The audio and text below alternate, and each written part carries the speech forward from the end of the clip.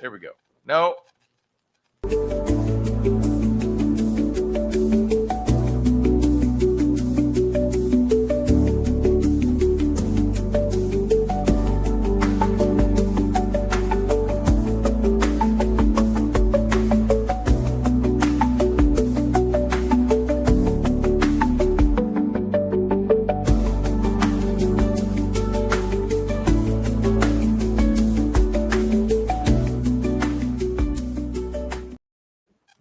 All right, good morning once again. Thank you everyone for joining us on episode 167 of Blowback, Exposing Imperial Decline. I am one of your co-hosts, Billy Bob. I have my other co-host, Ian Cummer, streaming live from Moscow, former Soviet Union. I have Carlo Parcelli from the capital of the United States, Washington, D.C. We are experiencing some serious technical difficulties this morning, but we have overcome them. And we are going to wait for our special guest, Leo Zhao, but he might not show up. I think something might have come up because he's already over a half hour late. But maybe he'll pop in. Who knows? In any event, we entitled our program this morning, Trump Attacks His Archenemy, America. And that is primarily in reference to Trump's stated intention to move the military into Portland, pacify that city, and make it a red city. Well, I don't know if he said make it a red city, but that sounds like a Soviet city. Yes. I meant, no, I didn't mean red. It's already kind of no, it's not. Red as in Republican is what I meant. I don't think there's any chance that a military could actually do that. And the judge is currently, blocking that move and saying it's not constitutional, and then Trump is appealing.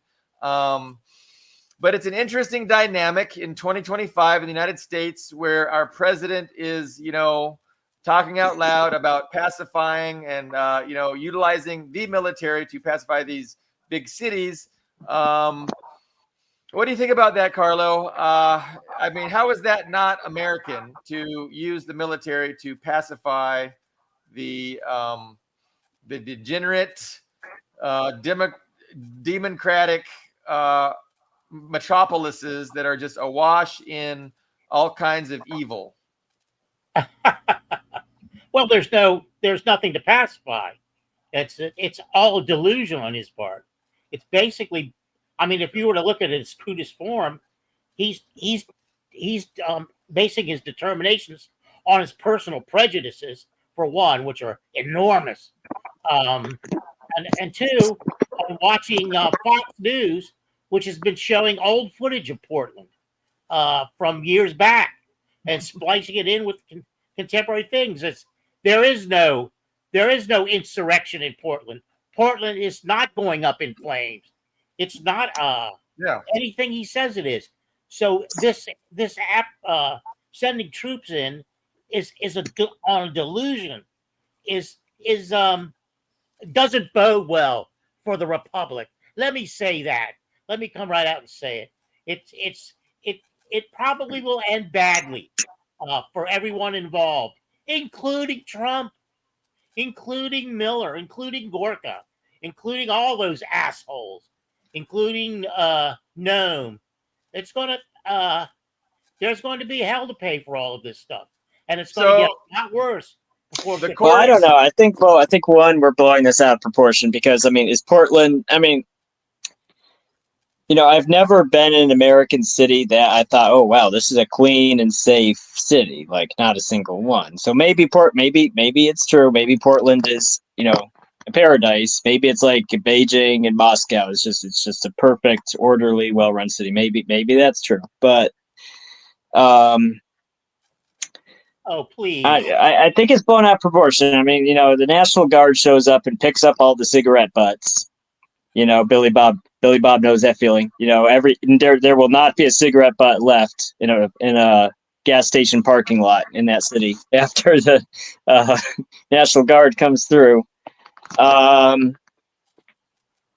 It's not the Battle of Fallujah. You have some National Guard guys with their road vests or neon road vests and their Humvees, in their trash bags, police calling all the cigarette butts and the soda cans Wait a minute off the now. ground. That's not what happened in Chicago.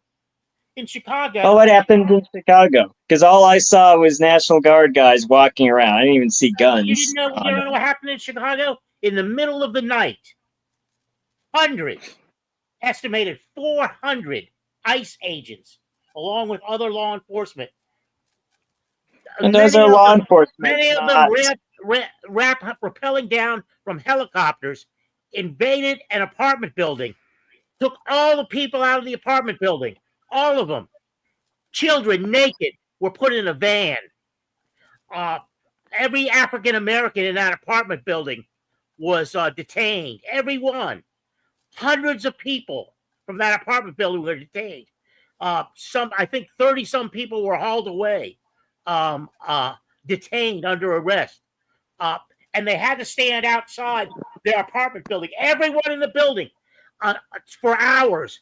And the ICE people went through and ransacked the apartments, threw people's shit around all over the place, knocked down doors, and people are starting to get killed over this stuff, over this crap. So, that's interesting. I did hear about that. I mean, I did hear about the raid, but that's not National Guards. Well, it's not talking about National Guards in Portland. They're talking about ICE in Portland, just as much as National Guard. And ICE has already been there trying to foment the people of Portland to fight back. It's a loop. That's their plan. Make their lives miserable so that they fight back. That's what people do when these assholes, jackboot into your town. That's what they fucking do. So I know Trump was able. We're talking about we're still talking about two separate things because the judge ruled he couldn't deploy National Guards. It's like, okay, no National Guard. But but you're talking about the legality was he was able to move troops into DC because DC is a federal city, right? So that's why it was legal to do that. But the court ruled that it's not legal for Trump to send troops to Portland. Now, the mayor of Portland has said that we don't want troops. And I think there was a pretext that Trump was pointing to. There's like this autonomous zone where there's a few blocks that are declared themselves autonomous or something. And the mayor said, no, that we don't need troops in to deal with that autonomous zone. There was something like that I read, but I don't know the specifics. But basically, the entire city of Portland doesn't want the troops. Trump's trying to send troops, and the judge said you can't send troops. Yes, but you have to understand the substance of this. Washington was based on a delusion. Crime was down by 30%. If the delusion continues, Trump just last week said, "Oh, look, crime is done in Washington." Well, that's not true.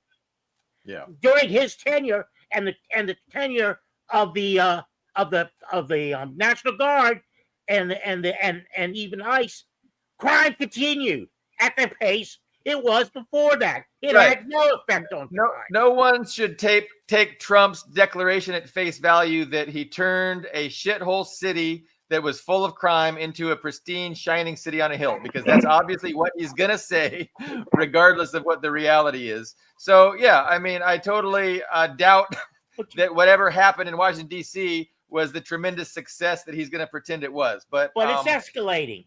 It's escalating.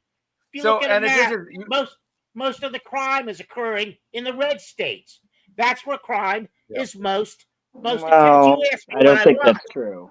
Yes, it is true. I've watched.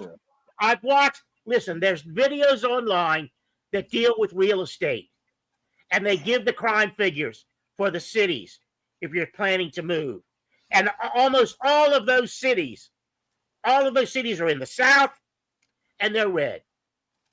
They're not. Well, the cities aren't red. The states are red because the rural hillbillies all vote Republican, but the cities all have Democrat city councils. No, they don't. Not in the South. Well, which one? Which one does not? Which one has a majority? Which southern city has a majority Republican city council and is one of the top 10 or top 15 high crime cities? You have to look it up. Well, look it up while you. You Listen, just look made a sweeping declaration. Where did that guy shoot up and burn down the Mormon church in Michigan? Now that's not the South, but that you didn't see Trump sending anybody to Michigan, did you? No. Yeah, no. It's all based on delusion on Trump's part, but it's not delusion on the part of his lieutenants, Miller and Gorka.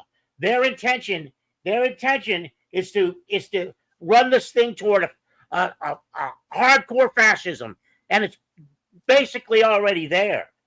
It's fascism. So when we talk just about the selectiveness of it is bullshit. When we talk about the ICE raid in Chicago, that's definitely Trump trying to make good on his promise to deal with the immigration crisis and to get, 20 million people out of the country. But the thing is, he can never do that. Like, it's a pipe dream. He's doing these spectacles like we saw in Chicago. But at that rate, it's going to take like 100 years before you get 20 million people out of the country. I mean, it might even take 100,000 years. What does that have to do with it? In the interim, people are their lives are ruined. Their lives are ruined. Can you imagine living in that apartment building and then going in and seeing all your stuff broken and trashed? You're living on the margin already. Yeah, no, I mean, I'm not suggesting it's a good thing. I'm just saying it's a show, and it's not, and he thinks it's going to make him popular. But it's not going to make a difference in the actual society. Rounding up 30 illegals and deporting them, if that's what he's going to do, when there's 20 million of them, it's just politics. It's a spectacle, and it's not going to make any difference at all on the ground in America. And so that's my point. That's what I'm saying. I'm not saying it's a good thing to do. They weren't illegals. A lot of them were American citizens. So I agree about the spectacle. Carlo, is he deporting American citizens? He's not deporting American citizens. No, but if they're gonna have to spend the night in jail, they're gonna have to get a lawyer. They're gonna have to go before a judge. Well, what American citizen? Who's denying that? I mean, okay, so I think it's true what Billy Bob said, spectacle, but it's not the spectacle because you can't, because you're right, you can't physically deport 20 million people. It's not possible. And this applies when you look at the number of deportations per year. So it's true. There were more deportations under Biden. That is true. But they have to look at the self-deportations and that's something that's not a spectacle. So what it is punishing employers. Like if you violate labor law and immigration law to employ illegal labor, that employer gets caught, he gets fined. So but that's not national news when some construction company gets told, hey, you forged a bunch of social security numbers so you could hire some dudes from Guatemala or whatever, and that guy, you get fined $1 million or whatever, he gets fined. Those stories aren't news. So I don't think it can actually be said. I don't think we actually have the information to be said if the Trump pledge to deport 20 million illegal residents. I don't think we have the information because those are good. The majority, because you're right, Billy Bob, you can't physically deport them. It's self-deportations. If someone says, well, crap, the jobs are all gone. Yeah. Everyone's scared to hire illegal labor. Then they go home. That's whether it's Trump's policy is a success or failure. This has nothing to do with Trump and immigration. What's the title of the show? Trump attacks his arch enemy. He plans to arrest Billy Bob. Billy Bob is a avowed communist. He's on the top. He's one of the top tier people to be arrested. Okay, he's in that list. They're not. I'm not worried. Immigration is a secondary thing. It's right now. Now it concerns what he plans to do with people on the left, so-called left in this country, which Billy Bob is. And that's what the target is. His target is racist. He's talking about communists. He's talked about leftists. Those are the people they're going to go after. That's why when you look at ICE, all you see are white males that have committed more crimes than the average people in the population exponentially, including pedophilia, which Trump is very familiar with because Trump is a pedophile. Part of this is to keep people from talking about him and Jeffrey Epstein. Trump fucked little girls. That's what's at stake here. You've got a mental case now deluded beyond belief, who fucks little girls, leading this crusade against this racist crusade against everything that they've listed and that he purports to believe. And behind it all is money. Money. That's all he's interested in. Even at his advanced stage, he could drop dead for us at any minute now. Boy, I wouldn't shed a fucking tear. I'll tell you that. I've got a little bit of a different take. I kind of see Trump as a symptom of a system, and Trump is a necessary tool, in order to shift the cultural paradigm away from liberalism, away from the rule of law, and towards, a more outright nationalism, rank imperialism, and, less concerns for, liberal, ostensible liberal values like, the rule of law, human rights, and things like that. And so what I see happening domestically is they're getting ready for a real tightening of control over the information, airwaves, the avenues of information.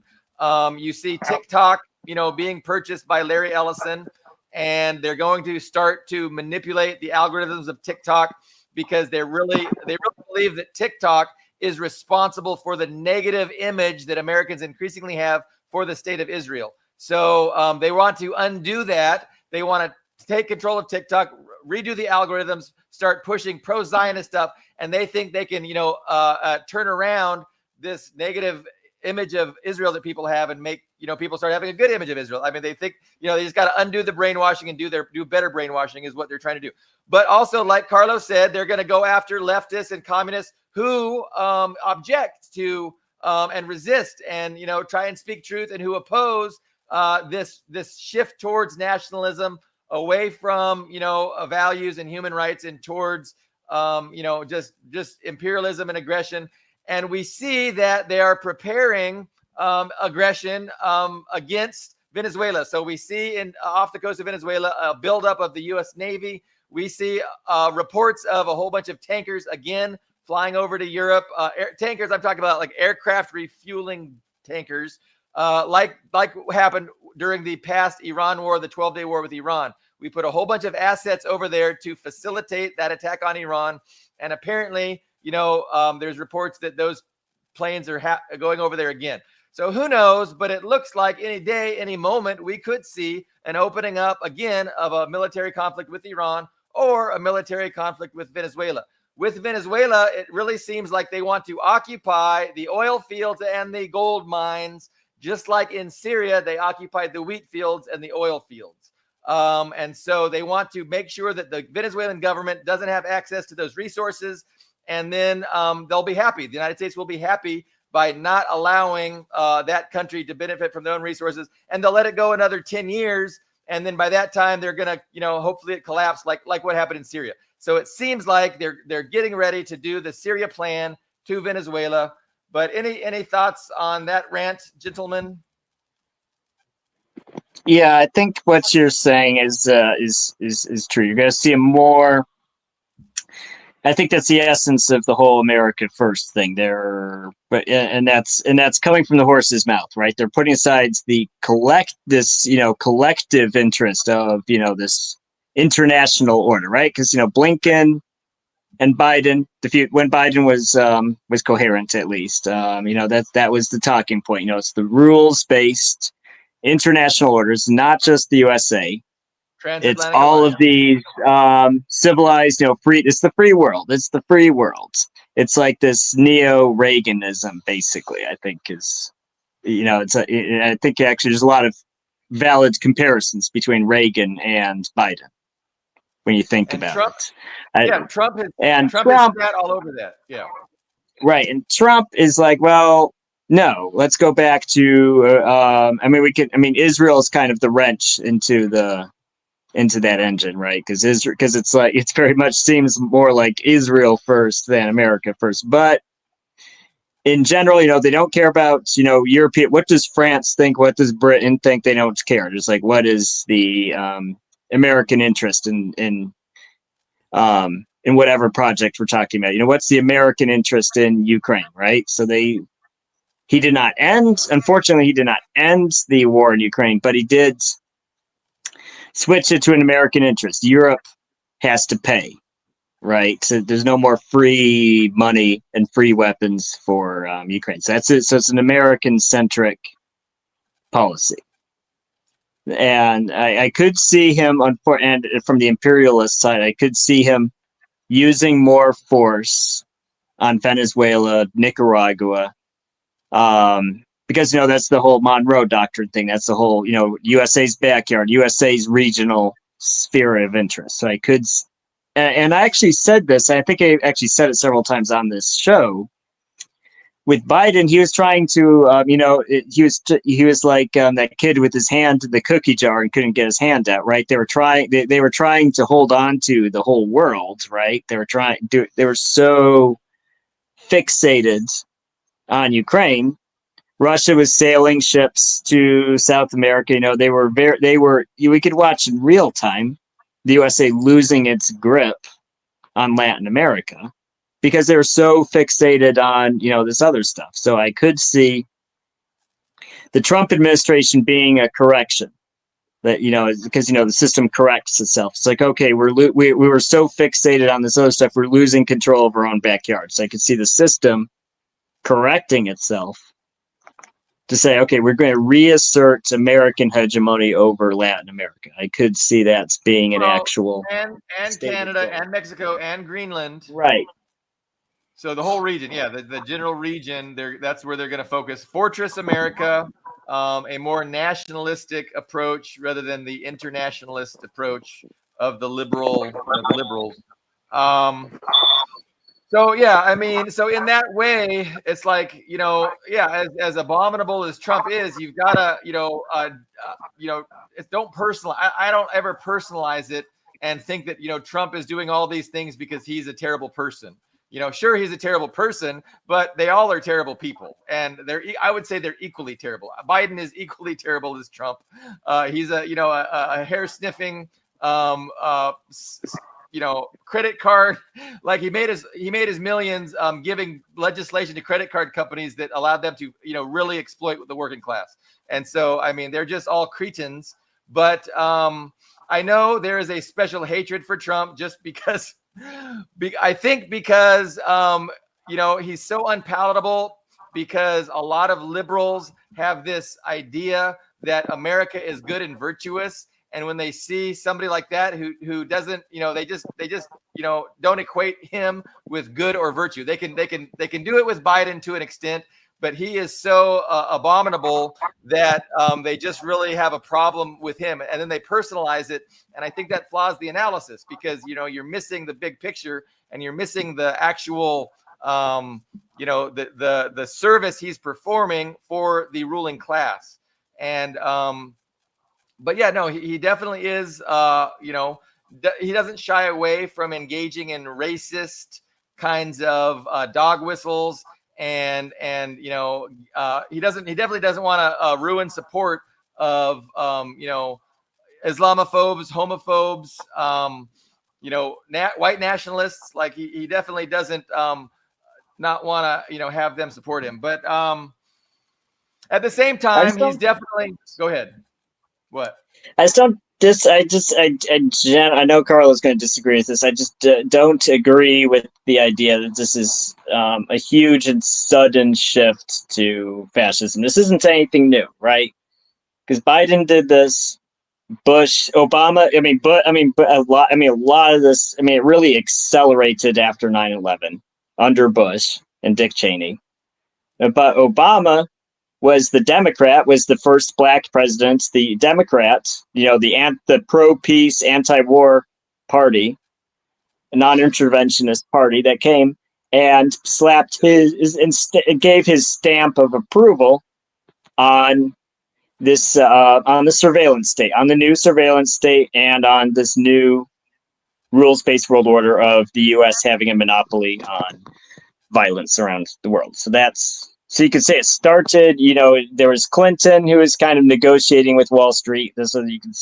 You could go back as far as you want. You go back to Nixon, you go back to John. You can go very far back. But with Bush, that was a very big shift. And it started with Republicans. It started with neoconservatives. And the Democrats were pushing back against that. But unfortunately, in hindsight, we can tell they were pushing back for the wrong reasons. It wasn't because they legitimately thought those were bad things to do. They were protesting because they hated Bush, and that was it. As soon as their guy came in and did the same thing, then it was good. Unfortunately, not to say all leftists were like that, but that the mainstream Democratic Party that's what they did. And now with Trump, there's nothing new with Trump because it's like Biden was doing all this stuff. He weaponized the FBI against his opponents. Now people are being mad. Yes, of course, Trump weaponized the federal government and weaponized the FBI against his opponents. But all it is a different set of opponents. How can we sit there and say, well, he's weaponizing the FBI? Well, they already weaponized the FBI. It's just going the other way now. Yeah. That's all it is. And I think that's an obvious outcome of weaponizing federal institutions. Well, of course, when the other side takes power, they're going to weaponize it the other way. How is that even a surprise to anybody? In Moscow. If you can't see the difference between what Trump is doing and what's occurred before, it's all over for you. You might as well not even talk anymore because this is brand new. This is brand new. Well, I remind you, I left the USA because this is fascist behavior. This is fascist behavior. That's what they want. They want Goebbels. I remember Obama. Obama assassinating American citizens without trial. That's kind of fascisty, Carlo. Yeah, when was that? That was a young man who was the son of the one instance of it, right? There was also his sister. Yeah, she was okay. She was like 7.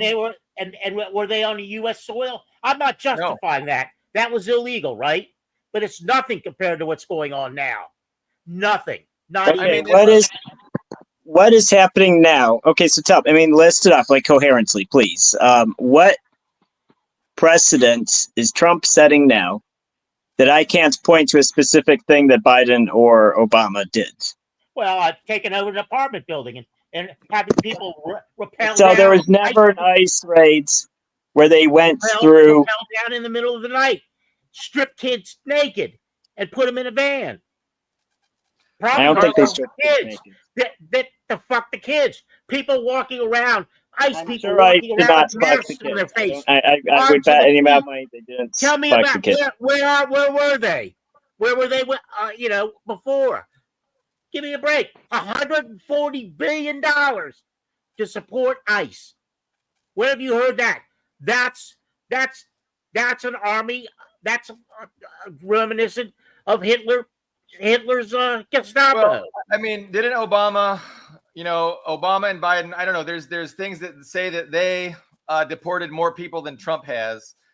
So if you compare 4 years of Biden or 4 years of Obama to the 4 years of Trump, they deported more people than he has. But I don't think it's fair to say I'm sorry, we don't say they deported people that had due process. For Christ's sake.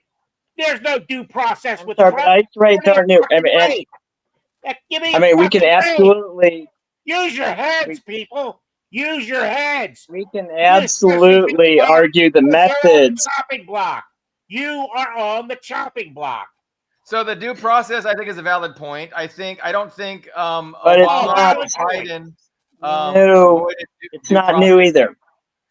You might be because let's be honest. There are slumlords. There are landlords who have this cheap housing, and they knowingly rent. Because it's the landlord. It's like, okay, we know this apartment complex is running crack or methamphetamine, or we know this building or this motel or this apartment complex has a prostitution ring in it.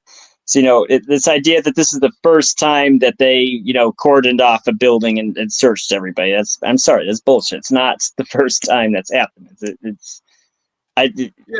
but it's the first time it happened with ICE, and it's the first time it happened this way. Now, it has been said that a landlord tipped them off because they wanted the people. That's bullshit. I mean, don't you remember Move? Move was in the 1970s, where there were complaints. Were like, okay, it was this huge controversy because they were having problems with this apartment, so they cordoned off the building, and they, it was this whole siege, and they dropped the incendiaries on the roof, and it caught the whole city block.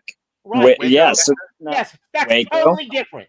That's how is it different from what they did? How is it different? It's worse. It's actually worse. Waco was worse. Yeah. Move was worse. Move was worse. There was no provocation from this apartment building. Move was provoking people. They blasted music 24 hours a day. They had guns coming in and out all the time. Okay, that's not justified. Wow, it sounds like you're just reading the Liberation Army, which was set up. Yeah, FBI.gov, right? Right. Was set up by the FBI.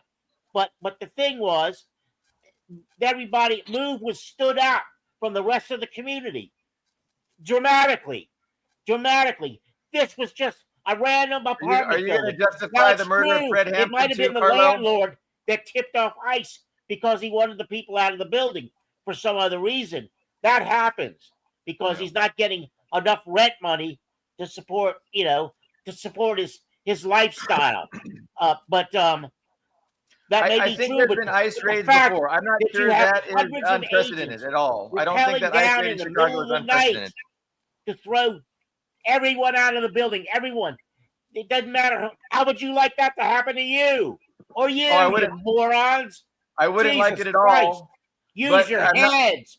You would be pissed off. We wouldn't be having this conversation. What conversation? You would be pissed off, Ian. I would be pissed off.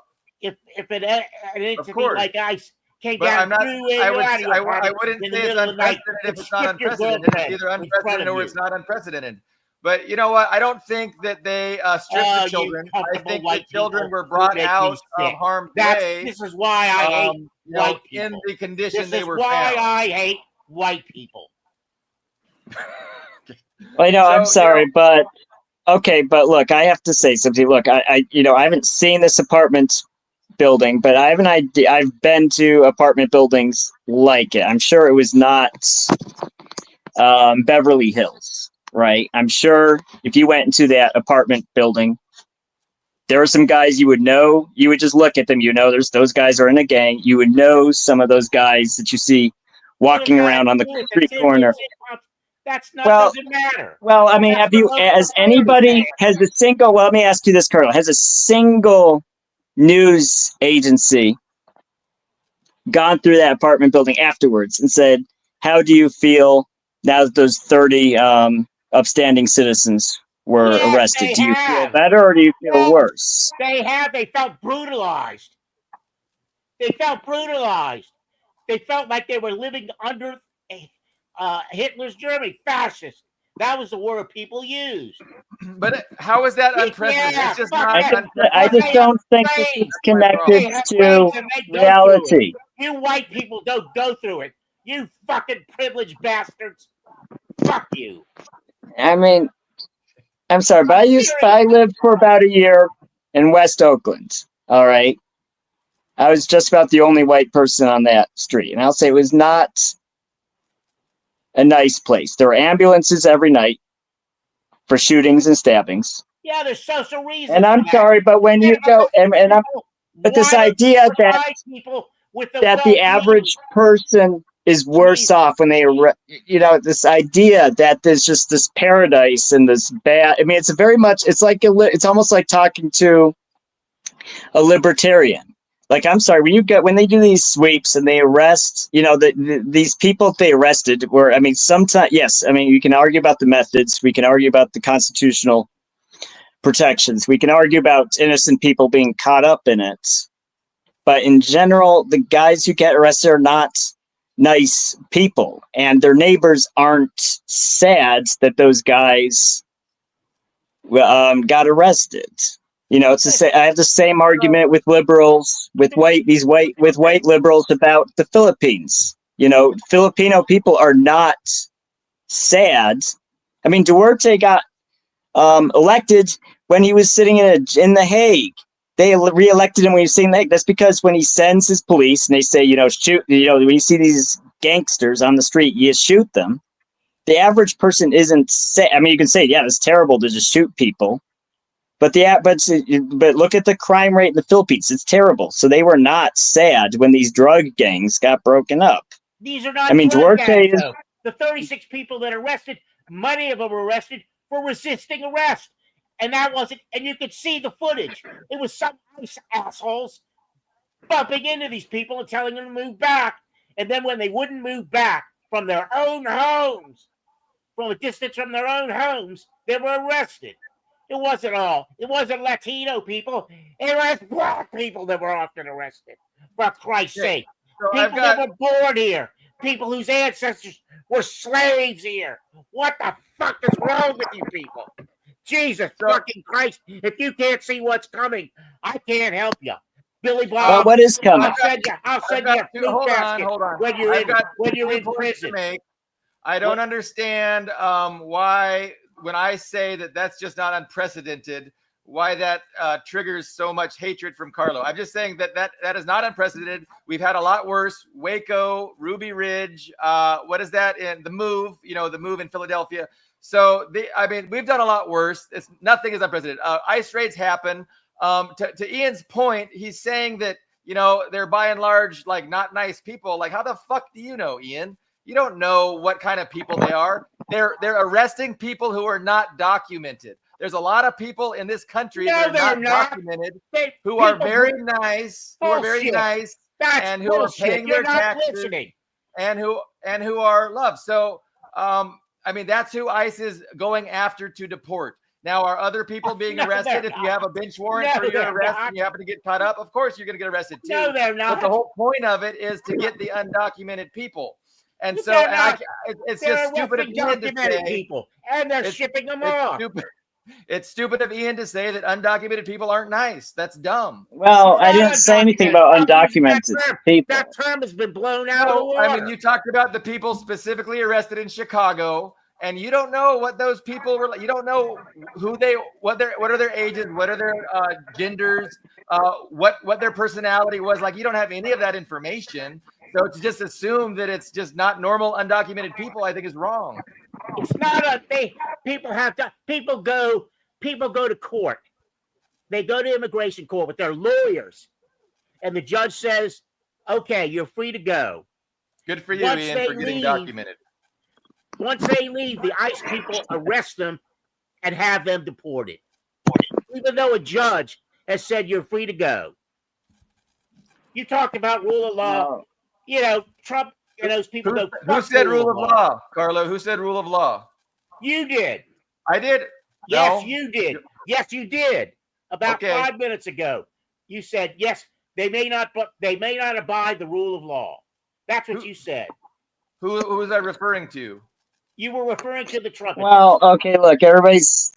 Look, I mean, I'm the last person on earth to like when the government gets up in my shit, and I've said it on the show before. I've spent the last 4 years with the government up in my shit, right? I've told you about that they had that crazy I think she was Latvian or Lithuanian. Maybe she was Lithuanian. They had this crazy Lithuanian woman in Chicago messaging me and accusing me of spreading propaganda, and they even put me on that stupid NewsGuard website as known Russian propagandists, right? Awesome. Good for you. Right. So I'll say, so that's, I mean, I'm the last person who wants to go up on my ship, but it's safe to say that, you know, any kind of law enforcement is bad, or rule of law is bad. You know, it's an extreme. You can go from one, you know, both extremes. Yeah. I know it's so cliche to say, but both extremes of that dynamic are bad. You can enforce the law and you can arrest bad people without violating the rights of people who aren't doing anything wrong, and that's the ideal balance that you want. But I think what's happening with the news, because I've said there are raids, there are apartment complexes searched probably daily. I mean, they're not I'm not saying spectacularly with helicopters. I mean, I think that's, you know, the size and scale of it, but there are, you know, it's a daily event. They do raids on Happens industry. every They'll day. go to entire chicken farms and raid it. And you think this is normal? It happens you think a lot. The Trump administration's activities are normal government processes? I mean, do you really believe that? I mean, I asked you this already, Carlo. What has Trump done?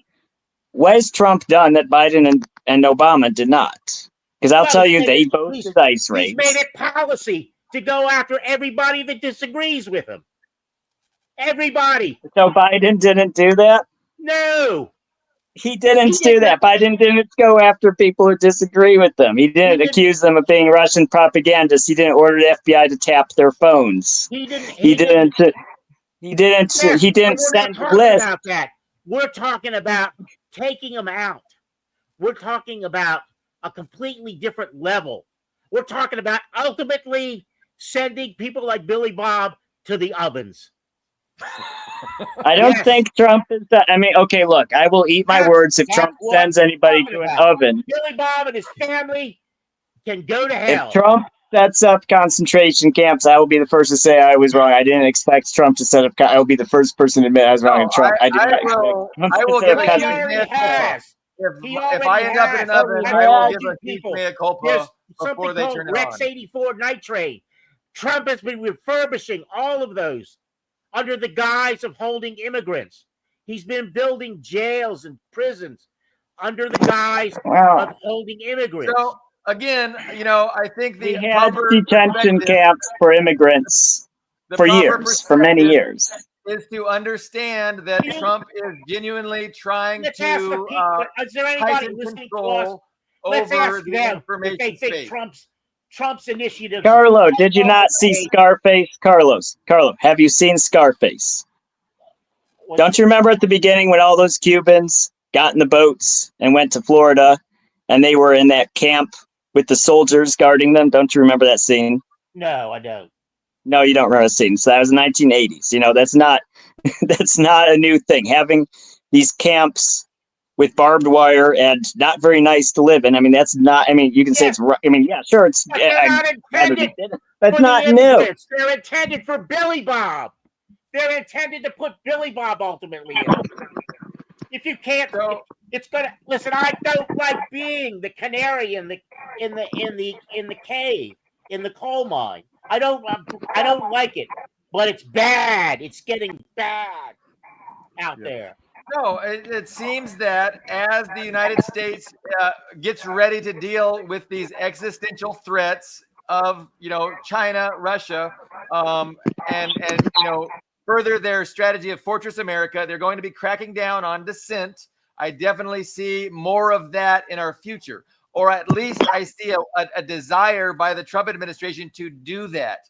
Whether he can get away with it and to what extent, I believe, is an open question. But there's certainly a will and a desire to control information, to limit dissent, and to prepare the domestic population for some significant changes that are liable to cause disruptions. And they want to minimize the ability for the domestic population to cause disruptions because the stakes are too high.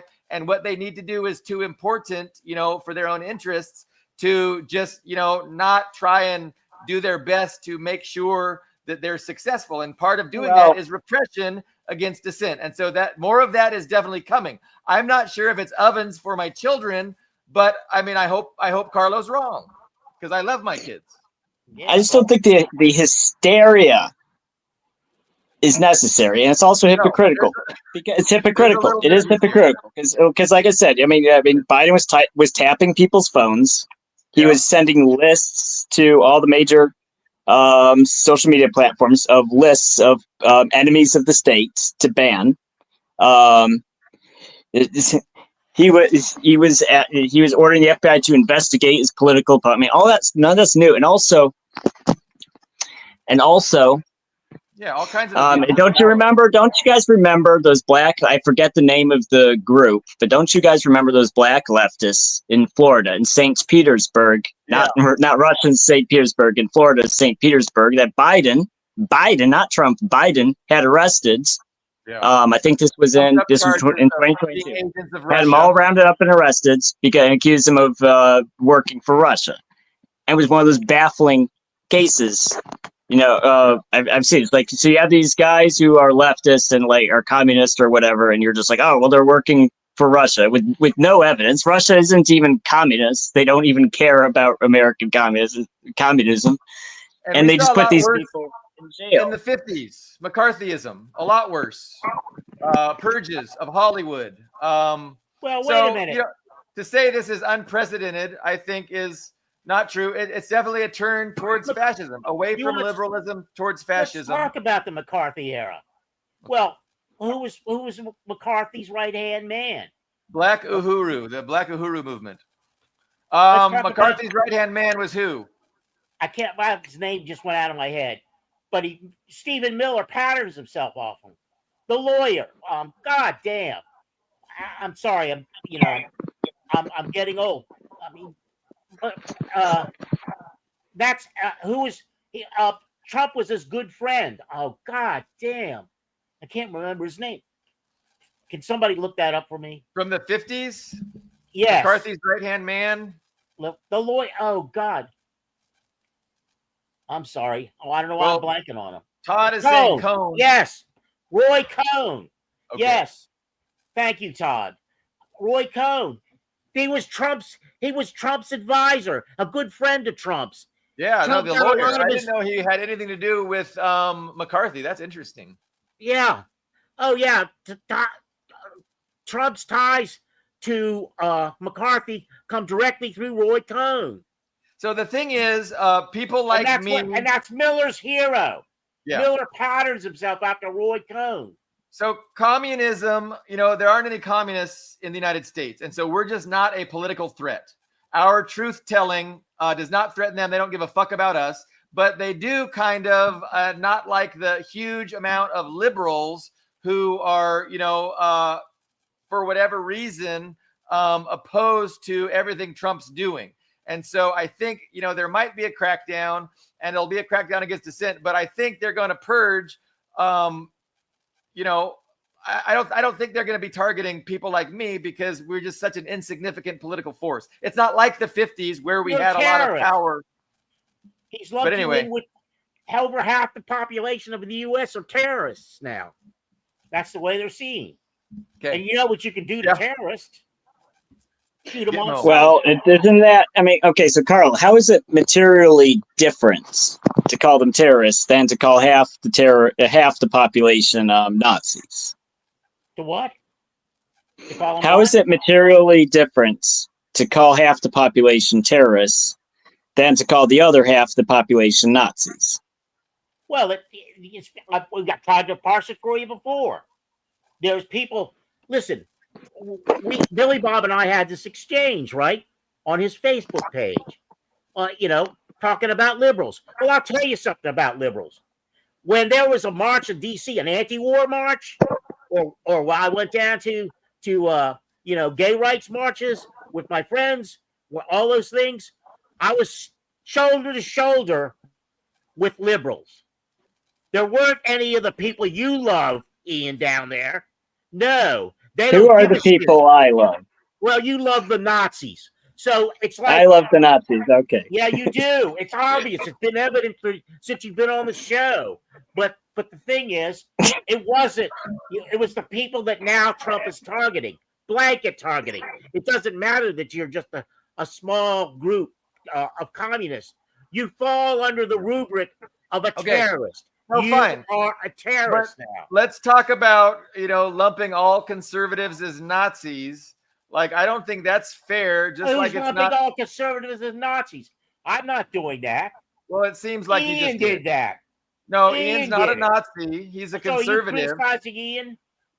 I'm not sure I'm a conservative either. But look, my point is, and I said this, right? I don't remember which show. I said this 2 or 3 shows ago, right? I said, and I directly said this to you, Carlo. I was concerned for my own personal not physical well-being, fortunately, because I'm not in the USA, but my financial well-being. I even said this to you. I was concerned that, with Trump's crackdowns, it would eventually blow over into we're looking for people who are too cozy with Russia, and that escalates to a crackdown on me personally, right? So it's not fair to say I don't care about liberals being cracked down on. I do. And I even directly said it could escalate into a crackdown on me. So that's not a fair accusation. I was the first person on the show to say it's like I'm concerned that when they're looking for the enemies of America, I end up on that domino effect leads to me. I said that they can't arrest me, but they can give me I can say the U.S. if the U.S. government I'm grateful the U.S. government has ignored me. They haven't ignored everybody. Not everybody's been so lucky. Scott Ritter has passport. I don't think Scott Ritter ever got his passport back. I think he's still without a passport. Right. As far as I know, I never heard about him getting it back, and that's why I left, because they can do that to you. So I'm not. So to say I don't care or that I'm not worried this could lead to me isn't a true statement at all. You take a conservative position on immigration. You take a conservative position on LGBTQ issues. And that's on certain social issues. Right. I'm just clarifying Carlos' accusation that, yes, I could see the Trump crackdowns leading to me. I could see that happening. In your defense, Ian, you back a lot of far-right people, so far-right sentiments. So that's fine. You maybe you can use that as your defense. I don't think things slightly to the right of 1996 Clinton counts as far right. I'm sorry. Yeah, well, maybe I'm slightly to the right of Clinton, of Bill Clinton. Yeah, you might be a terrorist. You might be a terrorist. I would have. I probably am on a list, and that's why I'm not in a hurry to go back. So really, it's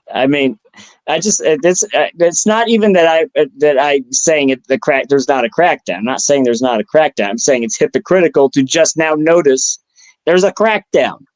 You just now notice. I'm just noticing it, for Christ's sake. Yes, you were not losing your shit on every show. I'm sorry, you were not. I remember. I was there. You go back and watch the videos. You were not losing your shit on every show.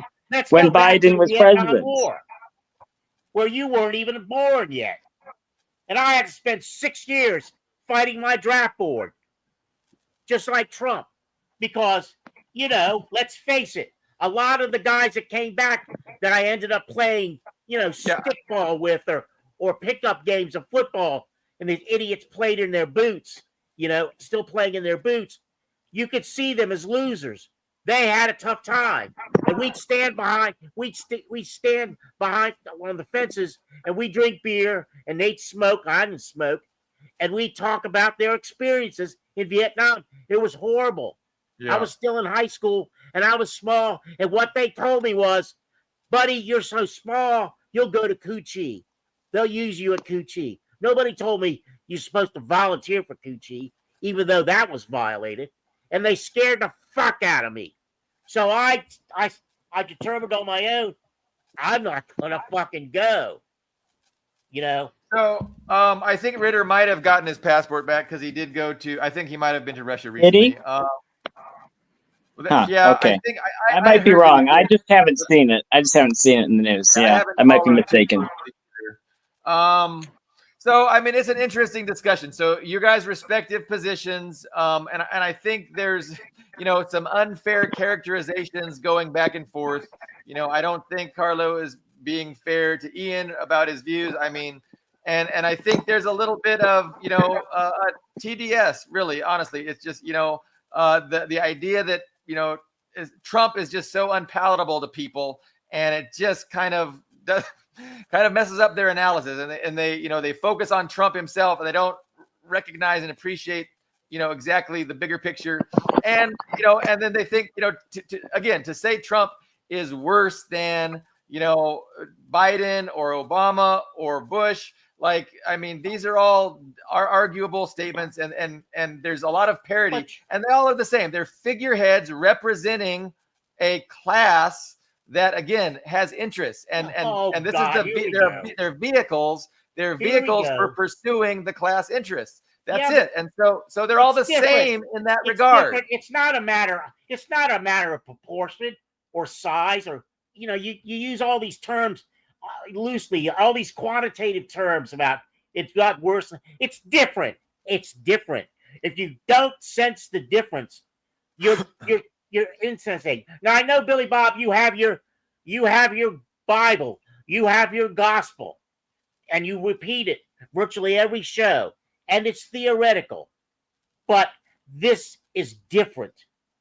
Believe me, this is different. It's different. You can't fathom it, I know, but it's different.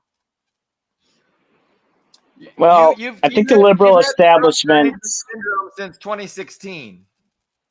And you've been, vehemently anti-Trump and saying he's going to bring out the camps and all black people are going to be in the camps. I mean, you've been saying that since 2016, and I mean, it hasn't materialized yet, but I know sure it has.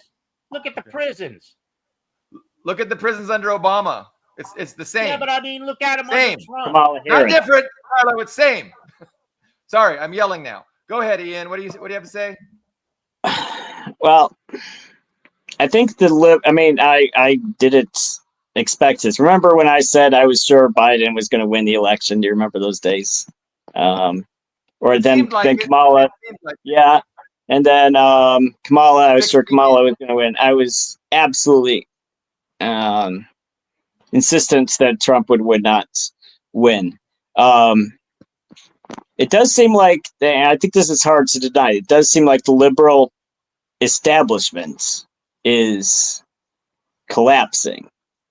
It does seem like that. Like the corporations that used to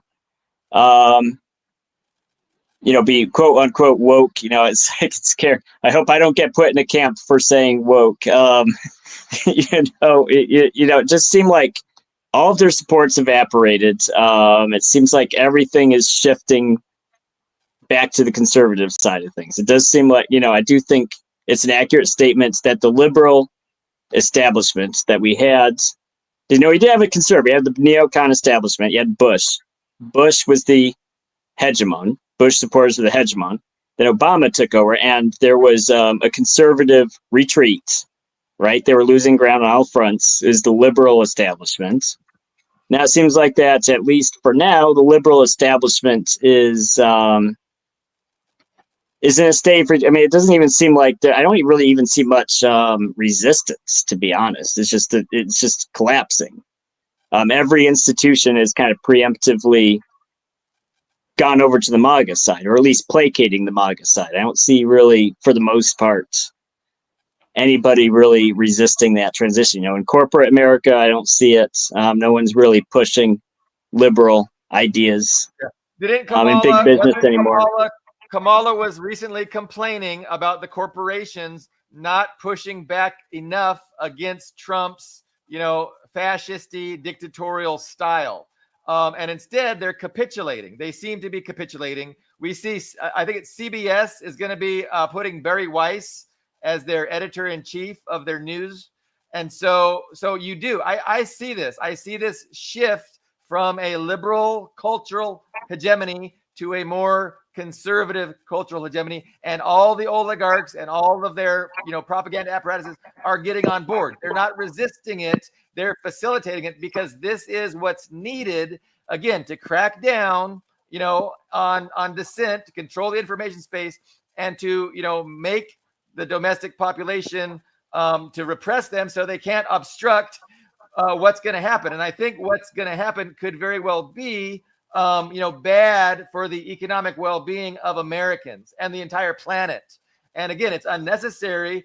And so they expect resistance, and they're putting in place, mechanisms to be able to deal with that resistance in a fascisty, repressive way. And I mean, that's all true.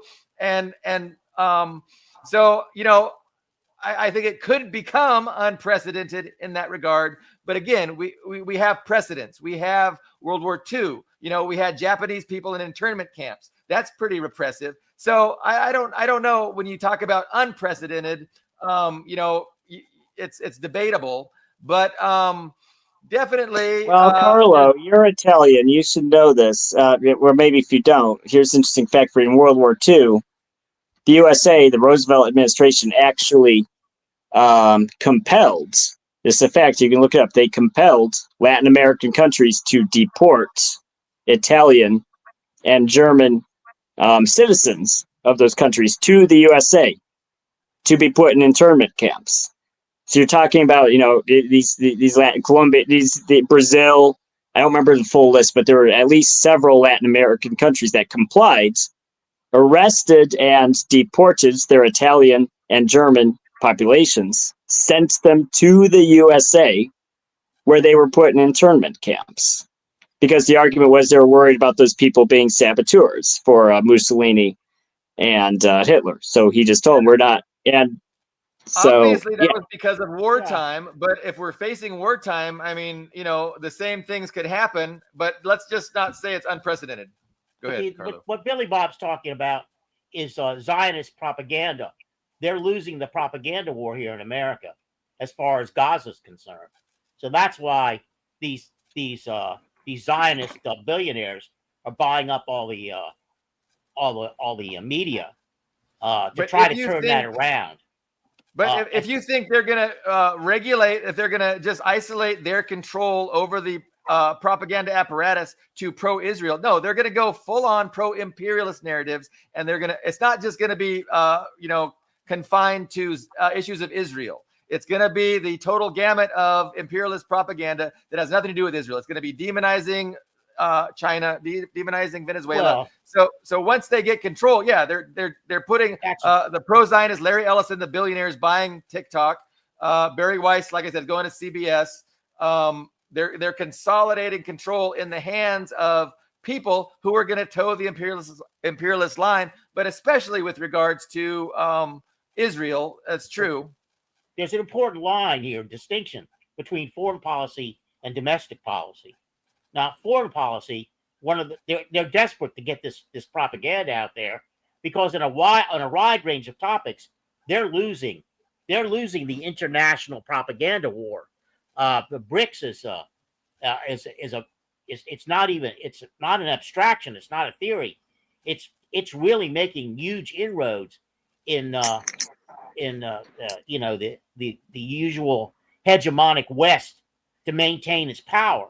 Yeah. And the fact that they moved into the China had moved into the Panama Canal, and now Russia and China support Venezuela.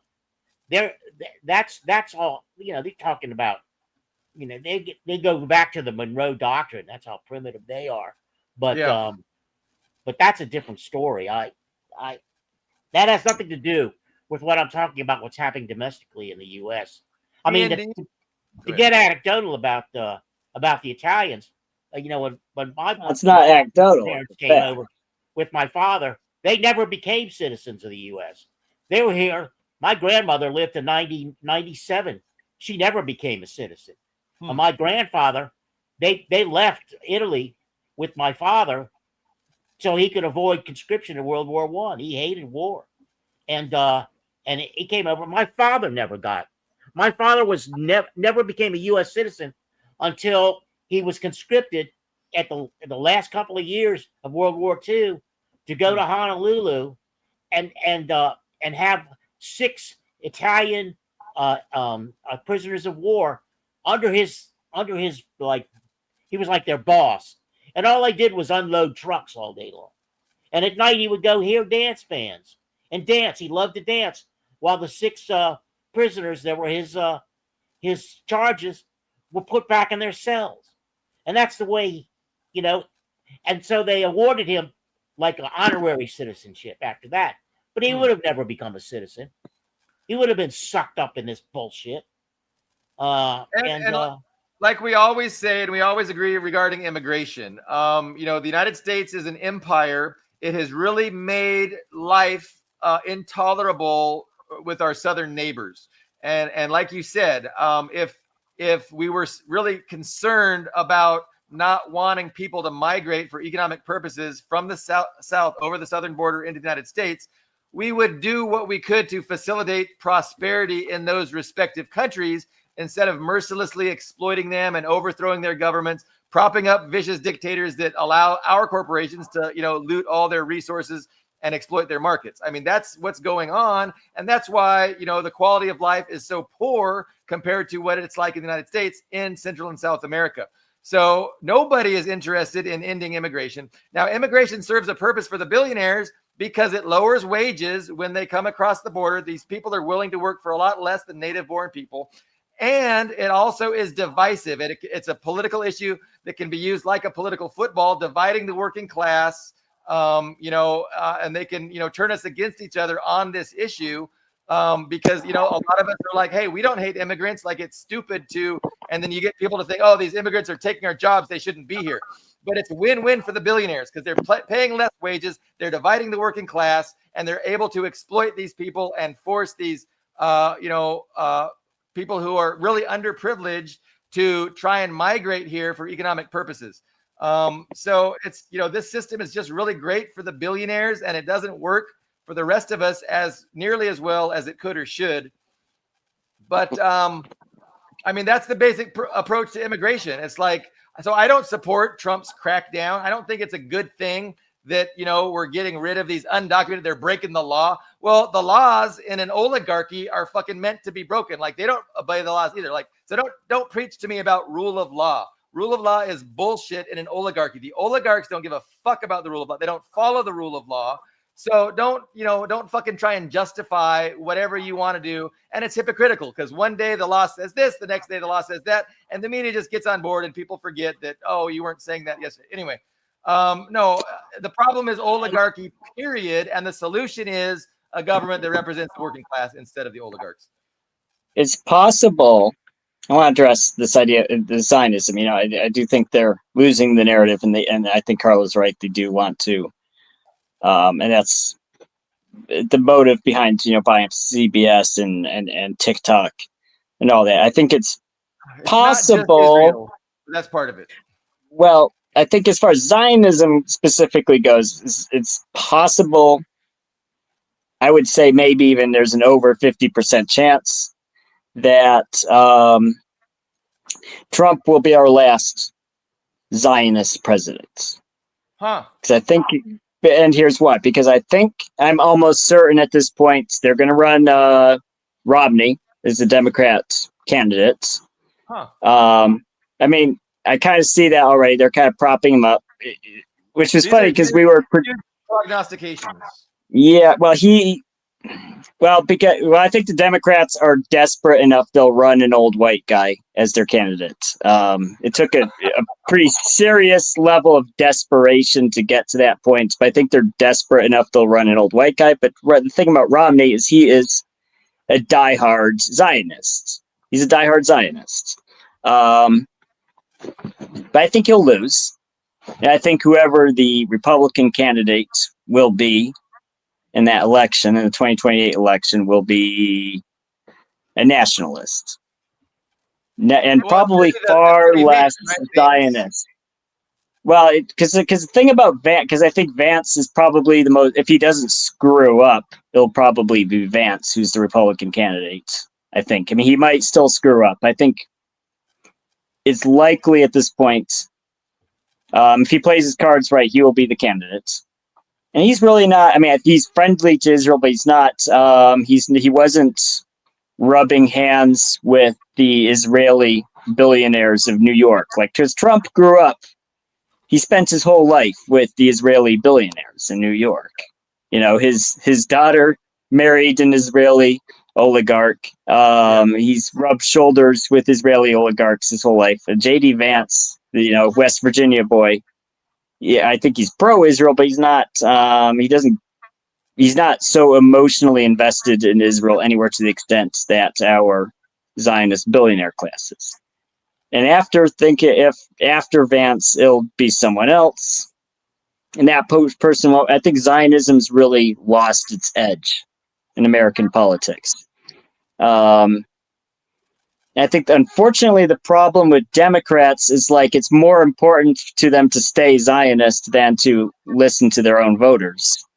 I don't think it's like a third of Democrats right now who are Zionists. It's not even 50%. It's like 30% of Democrats who are Zionists. The rest aren't. So I think, unfortunately, Democrats are a sink. I would like two strong parties that balance each other.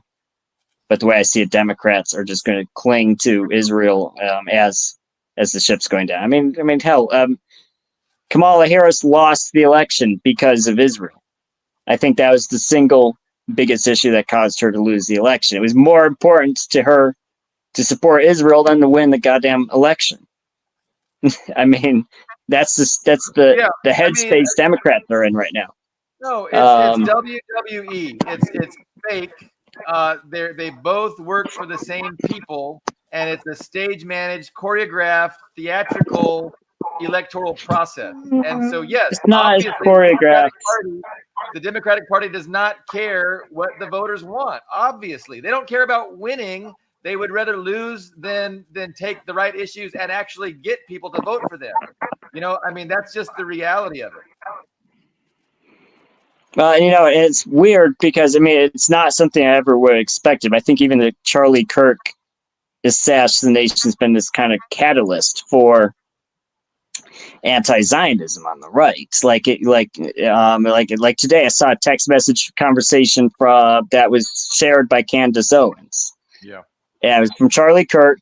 He had lost, and he said, "I lost another Jewish sponsor because I wouldn't disavow Tucker Carlson because Israel hates Tucker Carlson because he said they're committing genocide. So they wanted Charlie Kirk to cancel Tucker Carlson, and he wouldn't. Right.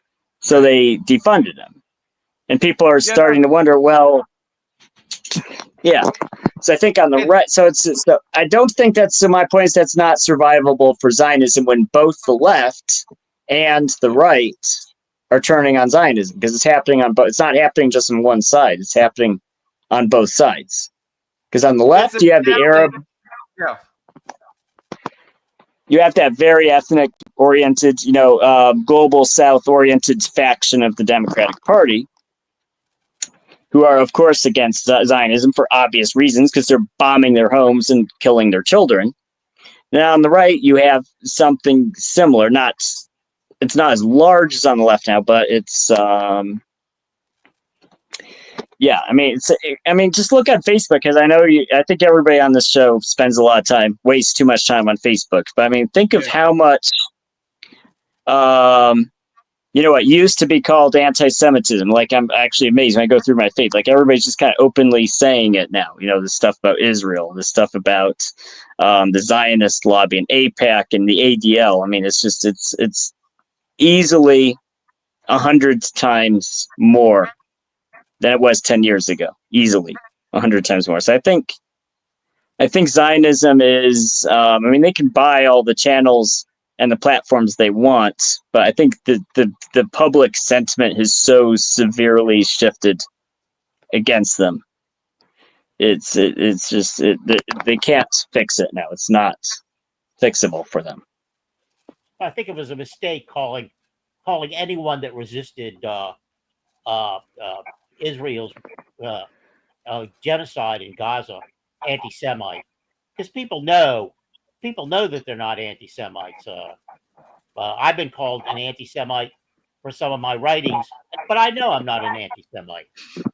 And I don't bring it up, but I openly recall wonderful times I had with professors and acquaintances who are Jewish, and I don't I just it just runs off me. It just rolls off me because I know it's not true, and I think there's a lot of that when you call someone an anti-Semite and they're not. They're going to have the opposite response. They're going to say, this person's lying about me. This person doesn't know me. This is false. And you're not going to be willing to accept any of that person's thesis, especially about killing women. That was what they always pushed back. People always push back and says you're gonna render that term useless, and you're gonna render that term meaningless if you keep on exploiting it and using it where it doesn't apply. And that's always been the correct pushback against that defense. I think that the Zionists definitely see themselves in a crisis that Ian discussed, and it remains to be seen. I think Ian maybe doesn't have a full appreciation of the power of propaganda and the malleability of people's minds and ideas. And I think that's what the Zionists are banking on, right? That they're going to be able to control these platforms. They're going to take it out of the people's consciousness, and they're going to shove something big in its place to get them focused on, and we'll forget all about Israel, all about the Palestinians. I mean, that's the hope. And it remains to be seen whether that tactic will be successful. But Zionism is intrinsically linked with imperialism, the Western strategy for global domination. Israel is a linchpin in that strategy. And so that's why neither party can give up Israel. Because, if you give up on Israel, you lose the Middle East. You can't control the Middle East. And that's just a huge, important part of the planet because of, resources primarily. And Iran, we got to contain Iran. So I don't see. Well, that's the USA. The USA controls the Middle East despite Israel, not because of it. Because we pay the Arab states to be our friends. Yeah. Despite all of the just monstrous behavior Israel is committing. If we stopped supporting Israel, that would bring more peace in the Middle East and more U.S. alignment, not less. And that's it would empower the elephant Iran, in the room, right? Well, okay. Well, Iran wants to. Well, and that's another fuck up for Trump. Because Iran would like to be on good terms with the USA. It's very clear from how they've been. But they don't want to be on good terms with the United States to the point that they're going to throw the Palestinians under the bus. They're morally principled. And so that's the problem with the U.S. The U.S. would be happy with trading with Iran as long as Iran gives up its support of the Palestinians and its opposition to Israel. So you got to understand, it's a balance. If the USA reverts, well, my point is if the USA discarded support for Israel, that would eliminate that the one point of conflict. It would eliminate 99% of the USA's enemies and of opposition in the Middle East. But the United States would lose control of those resources in the Middle East. They would not. How would it lose control of the resources? What threat could they possibly use to dictate to Iran, for instance, or the other Gulf Arab states? Why wouldn't those states go in with Iran? Well, I'm not sure what you mean, because the Gulf states are already U.S. allies. I think there's not even one exception now that's not U.S. ally. That can change. Well, because the main point of contention, the main Arab and American conflict right now is support for Israel. If we just said, hey, we're not BFFs with Israel anymore, we don't care what the people on Brighton Beach have to say about it. We just don't care. We're not going to support Israel anymore. Arabs would be more aligned with the USA.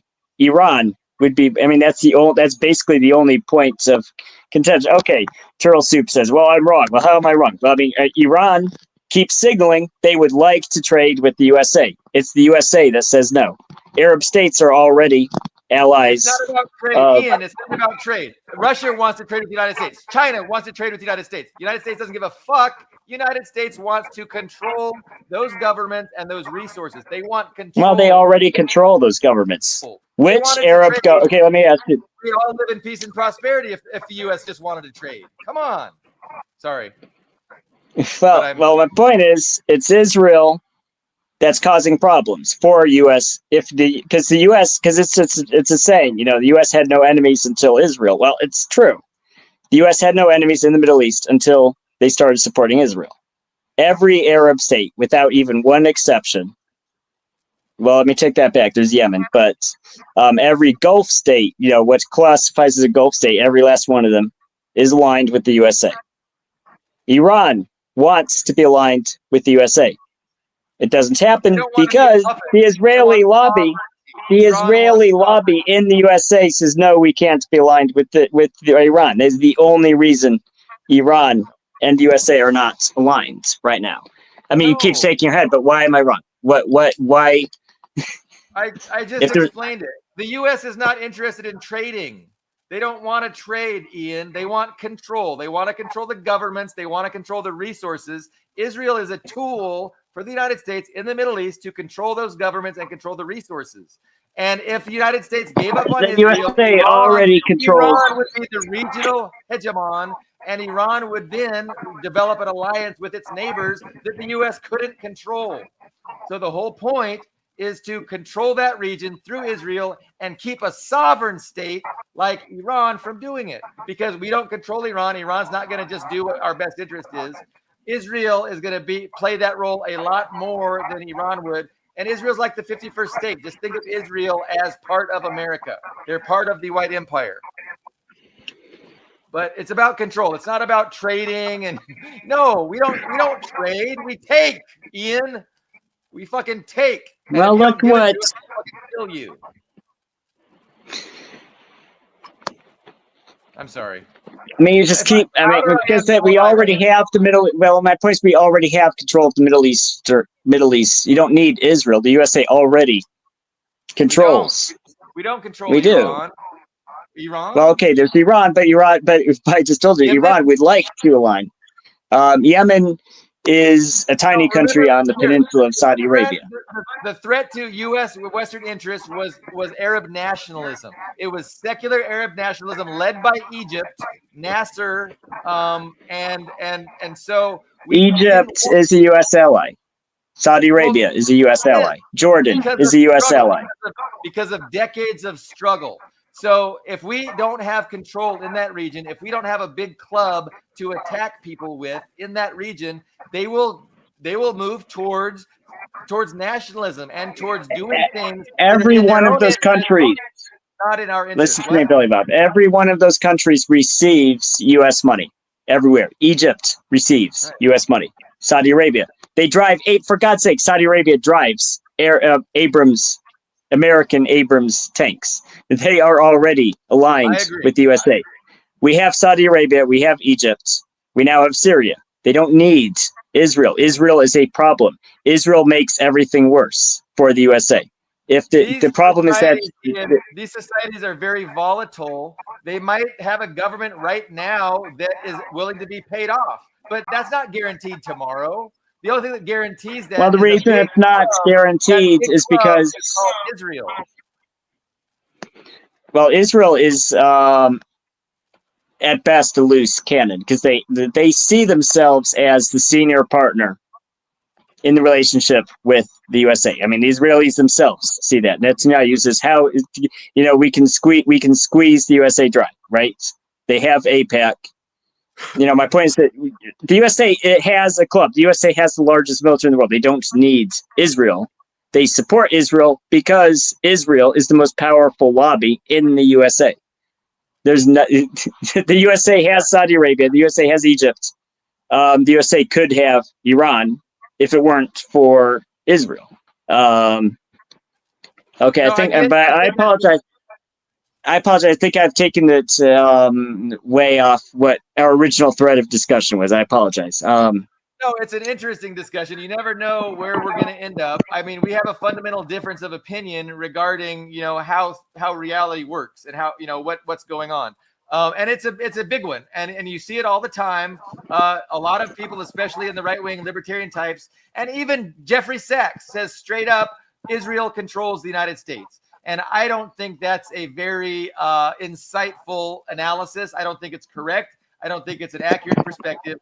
I think it's more correct to see Israel and the United States as the same entity, and Israel's more like the 51st state than they are a sovereign nation, and they are intrinsic to our control and domination of the resources and governments in the Middle East. You take Israel out, if Israel is lost, we lose the Middle East. I think that's just a fact. There's no way we can maintain it through our air base in Bahrain. I mean, we can try, but it's not going to be nearly as easy as having Israel there. And so I don't know. I don't see the Democrats or Republicans giving up Israel because it's just too important to their entire empire.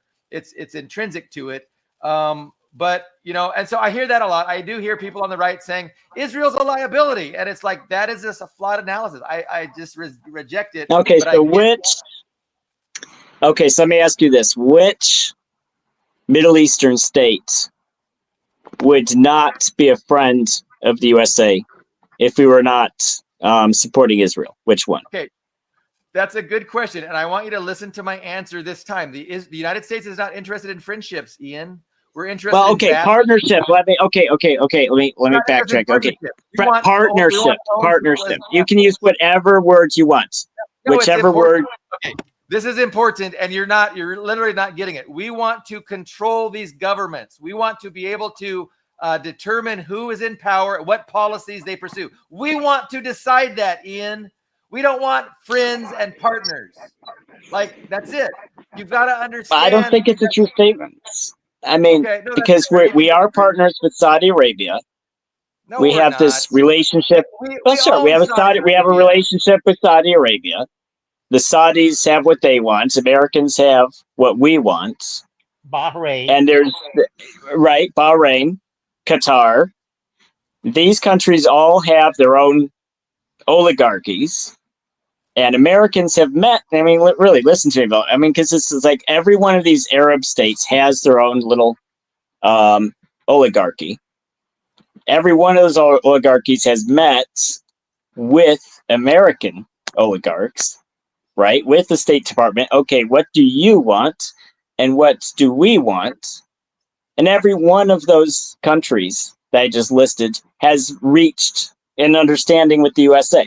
And that's happened, and Israel had nothing to do with that. Bahrain is fine with being partnered with the USA. Saudi Arabia is fine with being partnered with the USA. Egypt is fine with being partnered. Jordan is fine with being partnered. All those countries have like a mutual understanding. Like USA is not going to overthrow Jordan.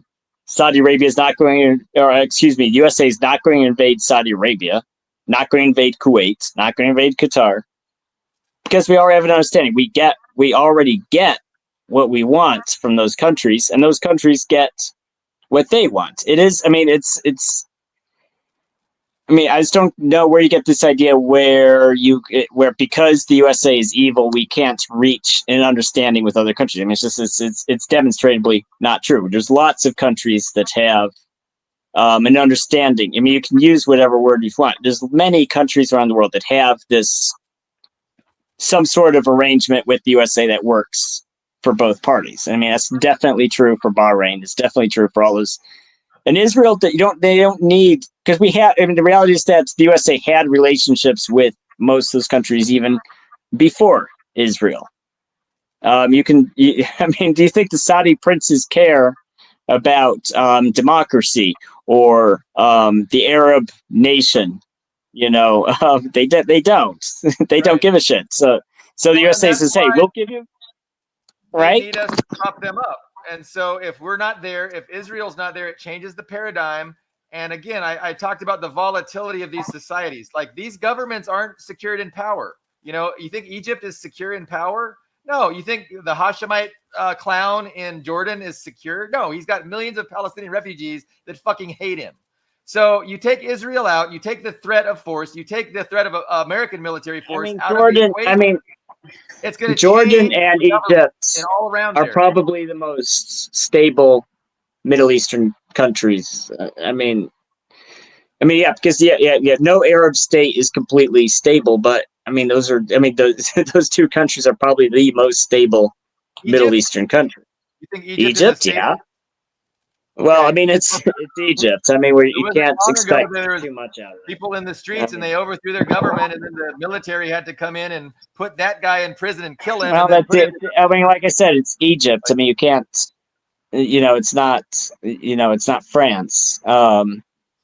It's I don't know what to tell you. No, that's fair. I mean, it's a good discussion, and I'm sorry I can only discuss by yelling and being really passionate. Well, that's normal for the show. It's all good. So yeah, it would change the paradigm totally, and it would just these governments would reevaluate things, and they would reevaluate things in their own best interest, and their interests would change. With Israel, it's just a totally different paradigm. The U.S. is able to exert much more force, much more pressure, much more control over the region, and that's why they're indispensable. That's why Israel's indispensable. What did Biden say? If we got rid of Israel, we'd have to create it right away. I mean, it's just true. It's a fact of imperialism. But I get that not everybody agrees with me, and that's totally fine, even though I am right and you were wrong. I'm sorry. I like it. It's a good discussion. It's an hour 30. Well, I'm glad we go off on these tangents and really explore our differences. It's good to do. So I do think, Billy Bob, you will not be. I will. I'm on your side. I do not think you will be in an oven because I saw your YouTube channel and put you in an oven. I will take that bet. I think you'll be okay. Are you going to defend your oven comment, or was that stated in passion, Carlo? Why do you think there's going to be an election in 2028? Okay, I will remember that comment in 2028. Now we will see who's right. I won't be around, so I won't hear your result. But it's interesting because the first thing that occurred to me when you two guys had this last discussion was all it takes is one conflagration to suspend an election. You just pull a Zelensky, where you don't even have to need an election like FDR. A third election, you just say, look, there's war. We have to and what better kind of war could it be but having like millions I think you're contradicting. Millions of Billy Bobs who are terrorists, who the government has called terrorists, running around this country. That would be a perfectly reasonable reason for suspending elections. And implementing the ovens. Right. I still think if they're going to win the election, because if you don't need to suspend an election if you know you're going to win the election. Yeah, but it's that's Trump a good going point. to leave? Are they going to be able to keep Trump alive? Well, I mean, why? Okay. Well, I mean, okay. So let's say Trump dies, and we have J.D. Vance step in. Any number of people. I think they're just going to cut off Trump's head and like a science fiction movie and put him in this solution, and Miller and Gorka rule from a jar behind him. Well, I mean, okay, but I mean, okay, Carl, but he's a member of a cult. If they control, if they control Twitter, if they control Facebook, because Zuckerberg pretty clearly stated he's in with MAGA. Pretty much. Yeah. They own TikTok. Why would they need to suspend elections? Well, because if there's war. Well, I mean, that's the justification, but why would they need to? If they already are going to win. It's much more power than just the power of the media. It's the power of the military. Oh, okay, but I mean, the reason people suspend elections is because they know they're going to lose. If they're going to win the election, why would they need to suspend it? Well, I mean, Zelensky suspended elections in Ukraine. Because he would lose. He would lose. That's why he suspended it. That's true. I mean, there have to be examples of that. I mean, okay, so when did someone suspend an election when he knew he was going to win? What I'm trying to come up with an example. I'm sure they exist, but So, Ian, I agree with you because there are any number of puppets that would be happy to do what what's expected. So, any number of people would prosecute the war and be a figurehead, just like Trump is, and do everything that's expected of them. So, for that reason, they would not need to, not have an election.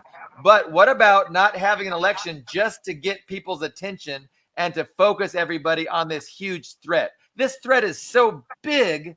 We need everybody on board, and we can't even do an election. I mean, I could see that as like a more of a propaganda thing than as a thing that they would do for, I think it's because elections. Because I mean, I just feel like that's not necessarily a wrong statement, Billy, but I just think it contradicts what you usually say because we have this ongoing disagreements. Because I think you think there's more theater than I do, right? I think there's some culture war that's real, and you are like, well, no, it's theater. Well, okay, if you think it's theater, then why would they stop the theater? If an election is theater, then why would they need to stop it? You see what I'm saying? No, and I agree with you. They wouldn't need to stop it for their own imperialist purposes because there's any number of politicians that would be happy to be the figurehead and lead the government and be a celebrity and take all that on and go down in history, blah blah blah. But what I'm saying is there might be an alternative motive, which is just to more as a propaganda ploy to focus people's attention and just to play up this huge threat. This huge threat is so big. But the problem is that it's I think canceling the 2028 election is an impossibility. Here's why. And here's why. Because MAGA needs legitimacy, right? And there's no better legitimacy than winning an election. So if MAGA knows, hey, we're going to win this election, they wouldn't cancel it because they need that say, hey, look, we had Trump. He made America great again. And then his successor legitimately won an election. They need that. But if MAGA said, we know we're going to lose, we want to cancel the election, well, obviously the liberal establishment isn't just going to sit there and let them cancel the election because they're not retarded. If the liberal establishment had a comeback and they said, hey, Romney or not Romney, I'm sorry, what's Newsom, if Newsom, well, I'm sorry, I think earlier in the show I called him Romney. That's how these guys, these old white guys blur together. Right. I am sorry. I confused everybody when I said Romney. I meant Newsom. I'm so sorry. Newsom knows he's going to win the election and Trump is trying to suspect. Well, do you think Newsom's going to sit there like a retard and let Trump? No, he's not. Democrats are going to sit there and let Republicans cancel an election because they know they're going to lose. No, and you're probably right, Ian. What I'm saying is, again, the threat would be so huge, you'd have a bipartisan consensus and everybody would agree because of this threat. Imagine that's a psyop. They would do a psyop. They would do a propaganda effort and they would say, this threat is so big that we have to come together in a bipartisan fashion. They do that on a lot of things. And I could definitely see a war with China would cause that kind of, I mean, it's possible. It's unlikely, I agree. And if it does happen, that's how it's going to look. It's going to look like a bipartisan effort where we put our partisanship aside for the good of the country. And that more than anything would get people to, oh yeah, this must be legit then. Because wow, these sides that are so far apart are coming together. This has to be real. That kind of bullshit. Even a war with Russia. Because even a war with Venezuela. Even a war with Venezuela. As Ian has pointed out, you have the most impressive disconnect I've ever seen in the human mind, not to be able to follow the chronology of the Russo-Ukrainian war. It's staggering. It's like Ian. I can argue with people all day long about the insanity of supporting being against the genocide in Gaza and the role that Ukraine is playing in that genocide. Nobody hears you. Nobody. Believe me, and that just floors me. I always say, Carlo, that liberalism is an ideology entirely detached from reality. It is idealism. It's something that only exists in their mind. It's like a religion, and it has nothing to do with reality or how reality actually works. So if you want to know how reality actually works, look at the class the oppositional class interests and go from there. I don't think you should use that term though like that because liberalism has at least in this country has led to a lot of making a lot of people's lives much easier. Well, it's also navigate. going to do the opposite. Liberalism is just the moderate wing of fascism, and we're about to see fascism, right, Carlo? No, I mean it's not. That's a disconnect. I mean, I don't see the connection. Well, look, I do want to get a thought in before we, I'm not in a hurry. By the way, we can keep going however long you guys want. But this idea of the duopoly, like Turtle Soup said, so the imperialist duopoly wins either way. Well, okay. Yeah. But you can't say there's a duopoly, then get so upset when one side of that duopoly wins. Because, I mean, I feel like I'm the only person who wasn't upset by... I mean, Billy Bob wasn't too upset either. But, I mean, I told you guys, I was sure Biden was going to win. Then when Biden got... he got cooed by Kamala. And then I just said, okay, well, I guess Kamala is going to win. I was sure. And I wasn't too upset about it. It's just like, that's just the way it is. Now Trump's won. And I'm like, well, okay. That just means the establishment shifted. That's all it meant. For me, personally, it was just like, well, okay. Either way, I feel like I'm, everybody says there's a duopoly, but I'm the only person here who actually believes in the duopoly because Trump winning didn't upset me. It's like, well, okay, that just means the empire shifted. They just shifted tactics. They realized, okay, what we were doing wasn't working. We need to shift tactic. We need to change tactics. They changed tactics. And then the people are saying, oh, well, both sides are bad. There's a duopoly. Are all upset about it. Well, why are you upset about it? Why are you upset the empire changed tactics? I mean, that should be because well, what I'm saying? Because I think, let me finish because I think if we had Biden or Kamala, the USA would be in very serious trouble because they had bad tactics. They were destroying the US dollar. They were destroying the US economy. They were giving all this shit for free to Ukraine, was destroying the USA. Eventually, the capitalists, the ownership class, had enough and said, look, you can't stop. You have to stop giving shit to Ukraine for free. You had, your policy is retarded. You need to stop. They lost.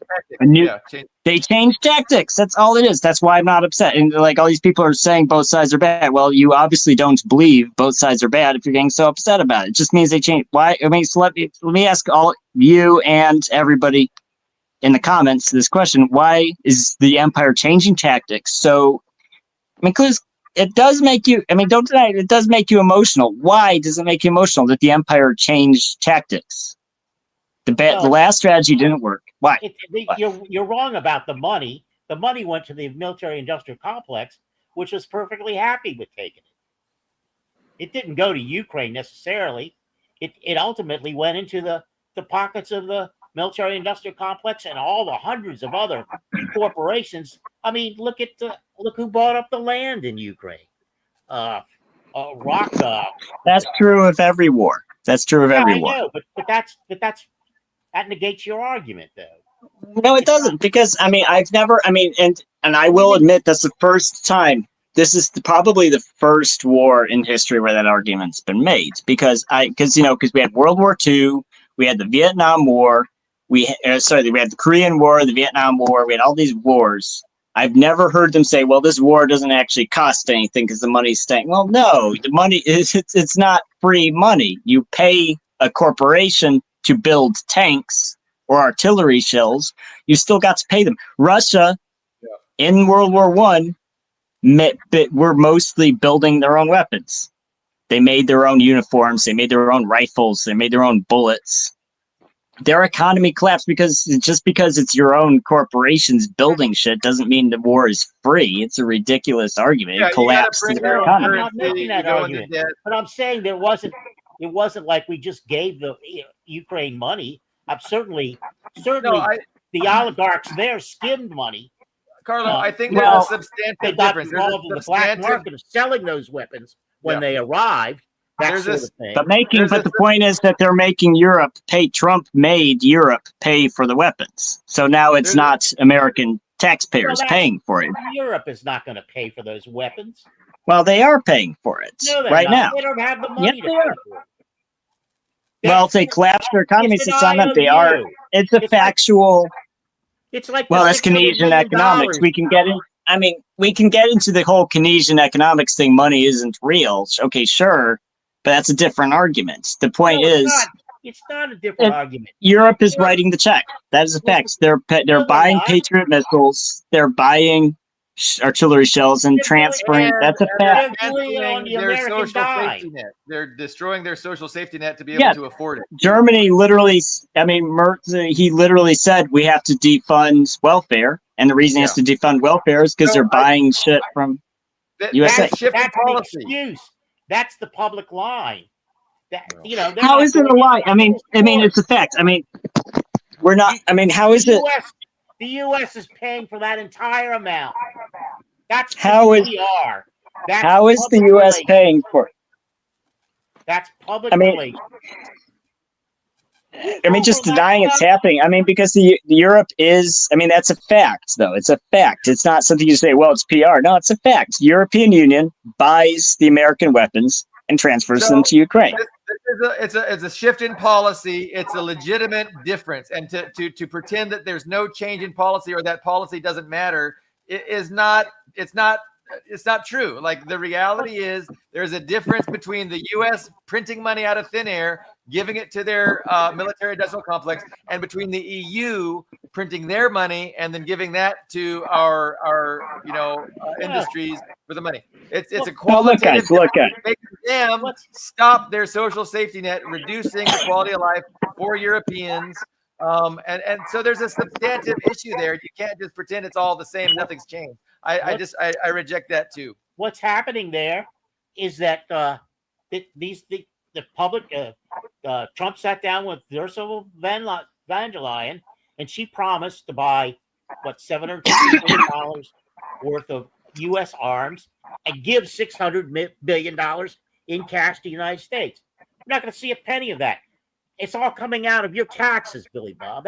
That's where that money's, all of it. Why would it come out of? Why would European money come out of our? I mean, those oligarchs in Europe are going to turn around and sell them around the world and make more money. You really. I just feel like it doesn't make any sense. Underestimate the European oligarchs. I mean, Jesus, no, they're staying. Well, I mean, do you remember? I mean, they're doing our last show. Our last show, we had that. I'm sorry, I spaced on his name. What is his name? Our friend from Sri Lanka. Indy. Remember when Indy said? I mean, he even said that. He said, "I don't understand Europeans because they sell out their own interests." And Carlo, you nodded along with them. I didn't see you say no. The Europeans are smarter than USA. To their people, the oligarchs do. Okay. Right. And so they could do both. Believe me, the oligarchs, they can rub their belly. I just feel like Trump. I just feel like Trump did something smart here. You don't want to give him credit. I think that's the only. I think that's the crux of the argument. Listen, he said they made. How is he not seeing it paid? They're paying us. No, they're not. They're not. They're not. Not a penny. I think it's a policy shift. I think it's putting more of the burden on the EU and taking less of the burden on our own printing of the money. Because all we do is print it. It doesn't come out of taxes. We just print the money, but it incurs into our debt. We would much rather have the European unions, put it on their debt, finance it themselves. And now they're going to have to slash their social safety nets because they want to go after Russia so bad. So, but I mean, the question is unanswered. So to both you, Carlo, and Turtle, since he's commenting, I still see him commenting. I'm reading the comments, by the way. I'm not ignoring them. Why is a policy shift? If you truly believe that's a duopoly, why is a policy shift? And actually, Billy Bobby, if you want to answer too, why is a policy? I think Billy Bob agrees with me on this point. We disagree, but I think on this point we agree. Why is a duopoly policy shift? They made a tactical change. You can say, I mean, Carlo, you're arguing the tactics are bad. Okay, maybe that's true. Maybe it's a bad strategy what Trump is doing. But why is a strategy change on the duopoly, something to get emotional about. All it is, if you believe it's a duopoly, that it's a duopoly, it's a conspiracy between both sides, okay, fine. But why get upset if there's a change and one side, changes the strategy a little bit? Why is it something to get so... Well, that's a fair point. Well, I have an answer. I don't mind trying to parse what you're saying and the point you're trying to make.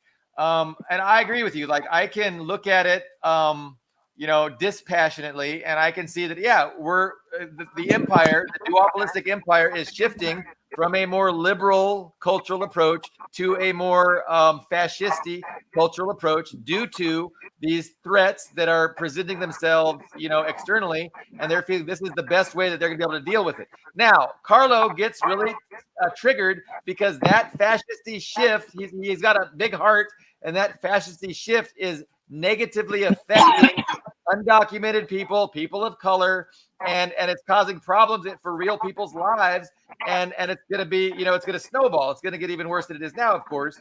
And so, but I do think that, Carlo kind of, hyper focuses on that. And it's true. And I nobody wants to see a shift from more liberal humanitarianism, rules-based order, human rights, to a more, fuck you and your rights, fuck immigrants, is America for white conservatives. Nobody wants to see that, but we can understand that it's a, it's a thing being pushed from the top in order so they can deal with these threats that they feel they have to deal with. So I don't know. Your question, Ian, is why do you get upset to see this? There's reasons to get upset because it is going from a more progressive, free kind of society to a more repressive kind of society. I mean, and then, how it affects real people, which is, undocumented, things like that. Go ahead, Carlo. Well, listen, right down here, a couple of blocks from my house, and I rarely get to leave my house anymore, I must say, because of my illness. But there was a guy who filmed ICE. He was the day before, and he showed up down in West Hyattsville, just very, very close to my house, at an intersection. And because he had filmed ICE the day before, ICE came after him, and they tackled him in the middle of the intersection, and they were roughing him up at the middle of the intersection. And one of the ICE people pulled his gun and then dropped it. It dropped and fell a few feet from him. And he picked up his gun and he pointed it at the people in the crowd around him. This is just a few blocks from my house. Okay? So this was in Occupy Wall Street, right? That wouldn't have happened. Listen, that would not have happened if there wasn't an ICE. Okay? That would not have happened. The guy was not an immigrant. The guy was not breaking the law, any law. But ICE isn't new. ICE is not new. And they went after him. And nobody knows his disposition now. For all you know, he's in Bukele's prison in El Salvador. That's all we know. And please don't tell me there's no difference. Please don't do that. That's stupid. That's the kind Carlo, of have you seen those videos? Nazi Germany in 1931, 32. A year before Hitler became You don't have to go to Nazi Germany. You can go to the United States in the 50s. Go to the United States in the 50s. There was people getting lynched and no repercussions. So it's not unprecedented. There's no oligarchy back and forth from liberal to fascism to liberal to fascism. That's what oligarchy does. The executive, the judiciary, and the congressional legislature. They control it all, baby. I don't want to talk. Okay, so Carlo, all the small southern towns that lynch people as much as you want, and the fucking governor or the fucking mayor who may have saw it as a good thing. Okay, that's different. Carlo, that's different. Okay, Carlo, let me ask you this: government doing it. Jesus. Okay, Carlo, let me ask you this: how's that different from January 6th? because we've seen the videos. Those videos came out this week where there were almost 300 undercover federal agents in that crowd on January 6th. And there are videos of federal agents breaking windows into the Capitol building. Actually, there's one video that went viral a couple days ago. There was a federal agent breaking a window into the Capitol building. This Trump, because it's in the video. The guy's breaking the window, and then one of the protesters tries to stop him, and he shoves him. Like, so you don't believe? I mean, because that's a fact. There were 300. I don't believe that for a second. You don't believe it. The FBI was there.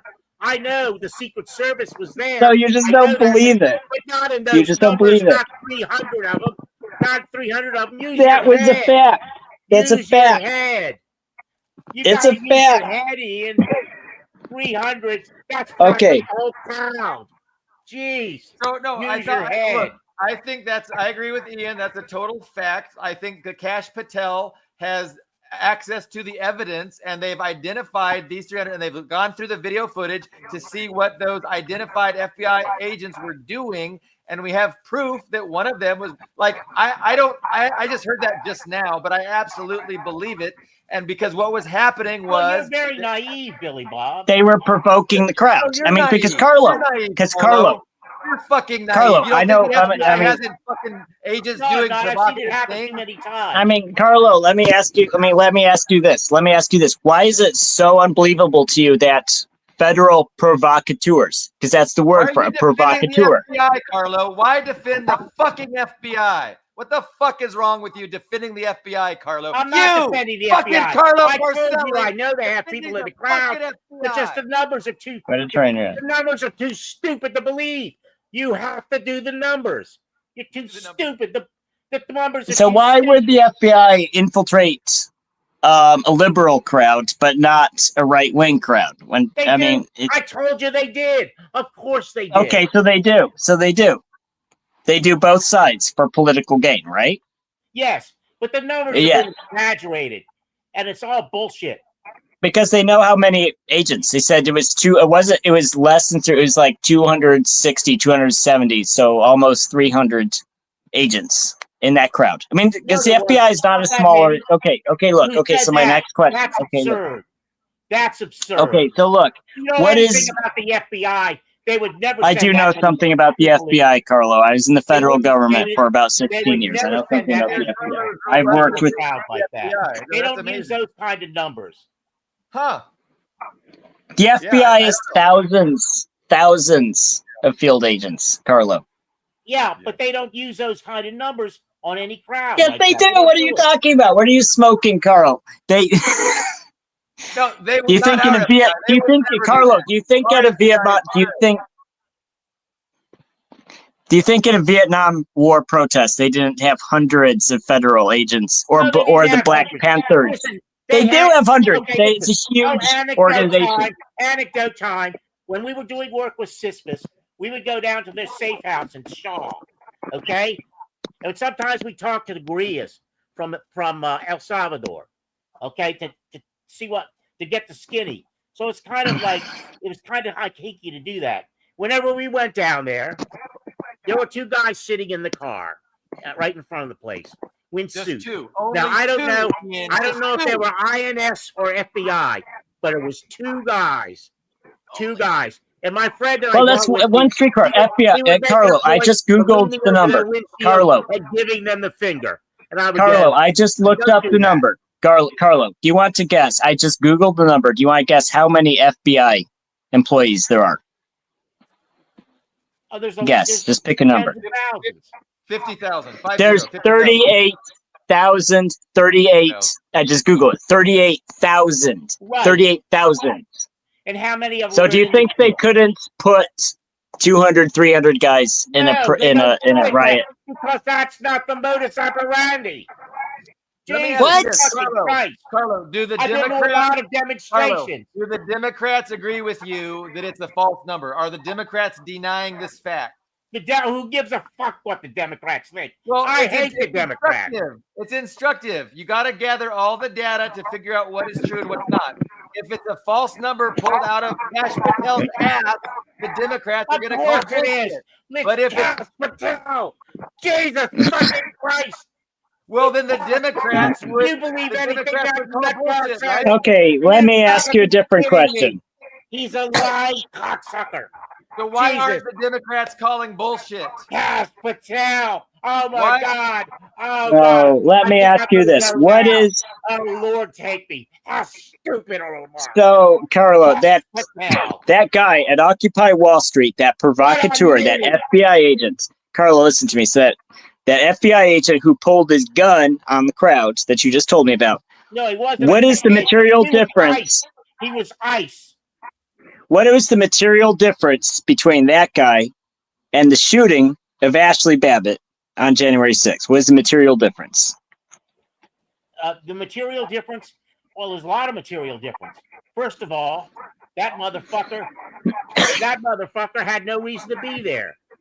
He had no legal reason to be there. They just formed a little gang to come after this guy, who they knew was not guilty of anything, wasn't an immigrant, wasn't any of those things, and they hauled him off because he photographed them. The Ashley Babbitt thing, what? The breaking, she was stupid enough to be there, for one thing. And she was going through that window like an idiot, that was broken. I mean, it was breaking and entering. There is something, you defend your property. We have property defense laws in this country.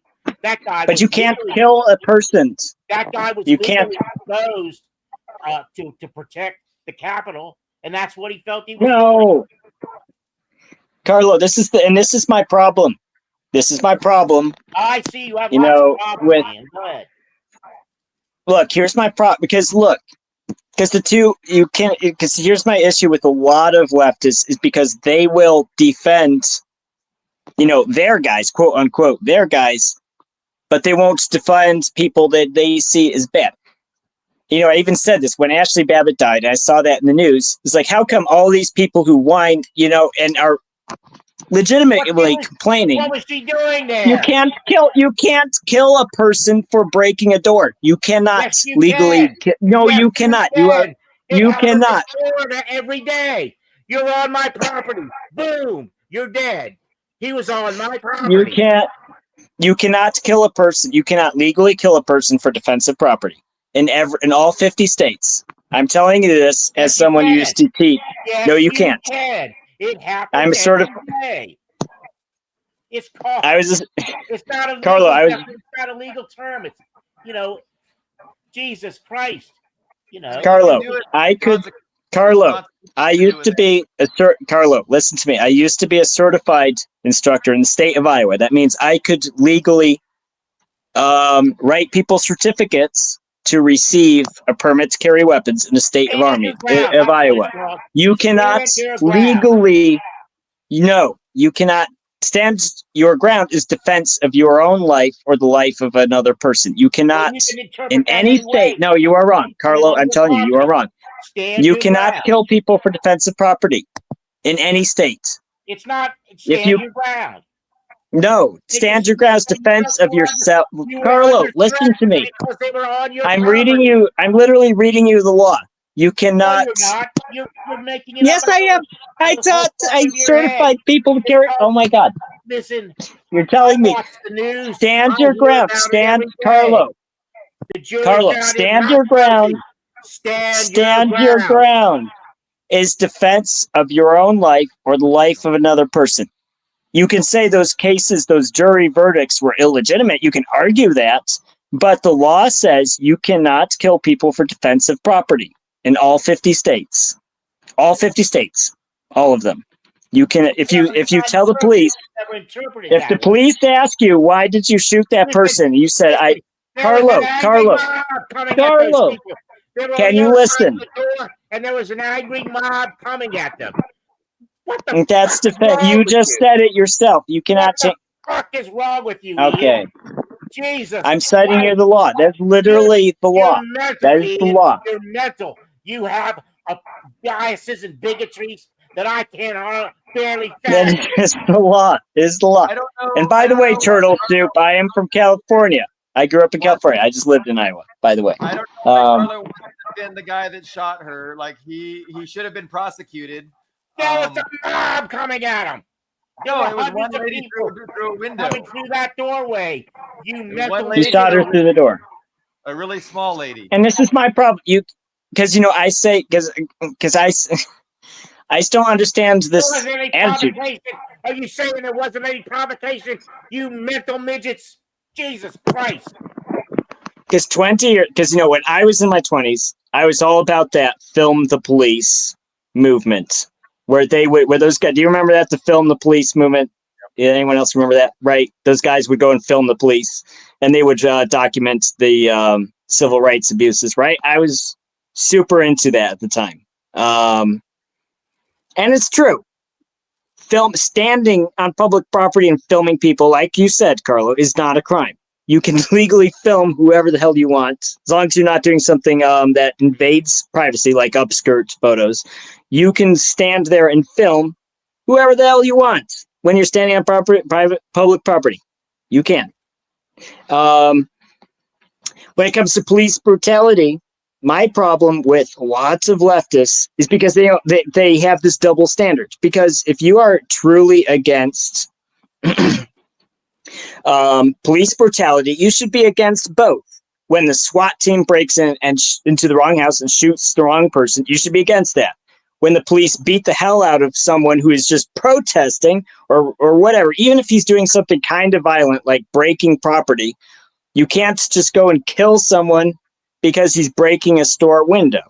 And it's the same thing with Ashley Babbitt, because I agree. I wouldn't, if I was there, if I was in Washington, D.C., I wouldn't be going and breaking doors like her. I agree. That's inappropriate. I wouldn't do that. I wouldn't go do what she was doing. But just damaging property is not a justification to kill someone. Holy shit. I can't, when it comes up to Ashley Babbitt, I cannot believe these people.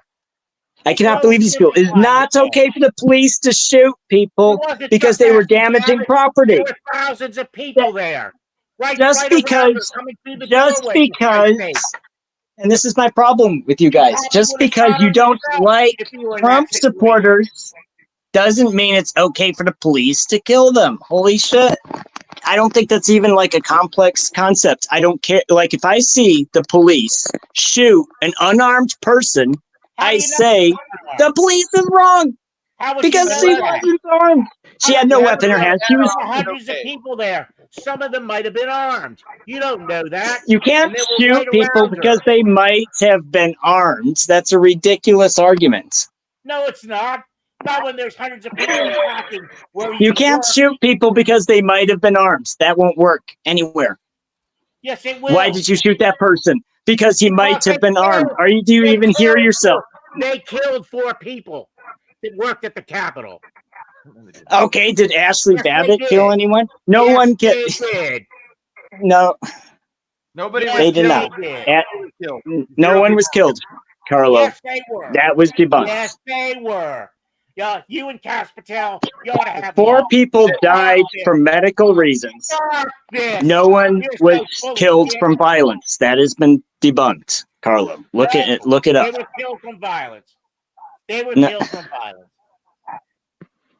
Somebody might have had a heart attack, but nobody was. Yeah, nobody. Yeah, was that one killed. policeman had a heart attack. And actually, let me tell you this: when I was in military training in California at Camp Roberts, we had a guy who was out doing some work. I don't even remember what he was doing. He was just out in the field. He was about 40. Not a very old guy. He's just a normal guy. He dropped dead from a heart attack. So my point is, when you put thousands of people out onto the street with their hearts beating, a couple of them might, it doesn't mean it's violence. That policeman was found to have not been killed by the rioters. He just had a heart attack. That happens. People have heart attacks. But it doesn't mean it's okay to shoot people. Shooting people are coming down on their workplace.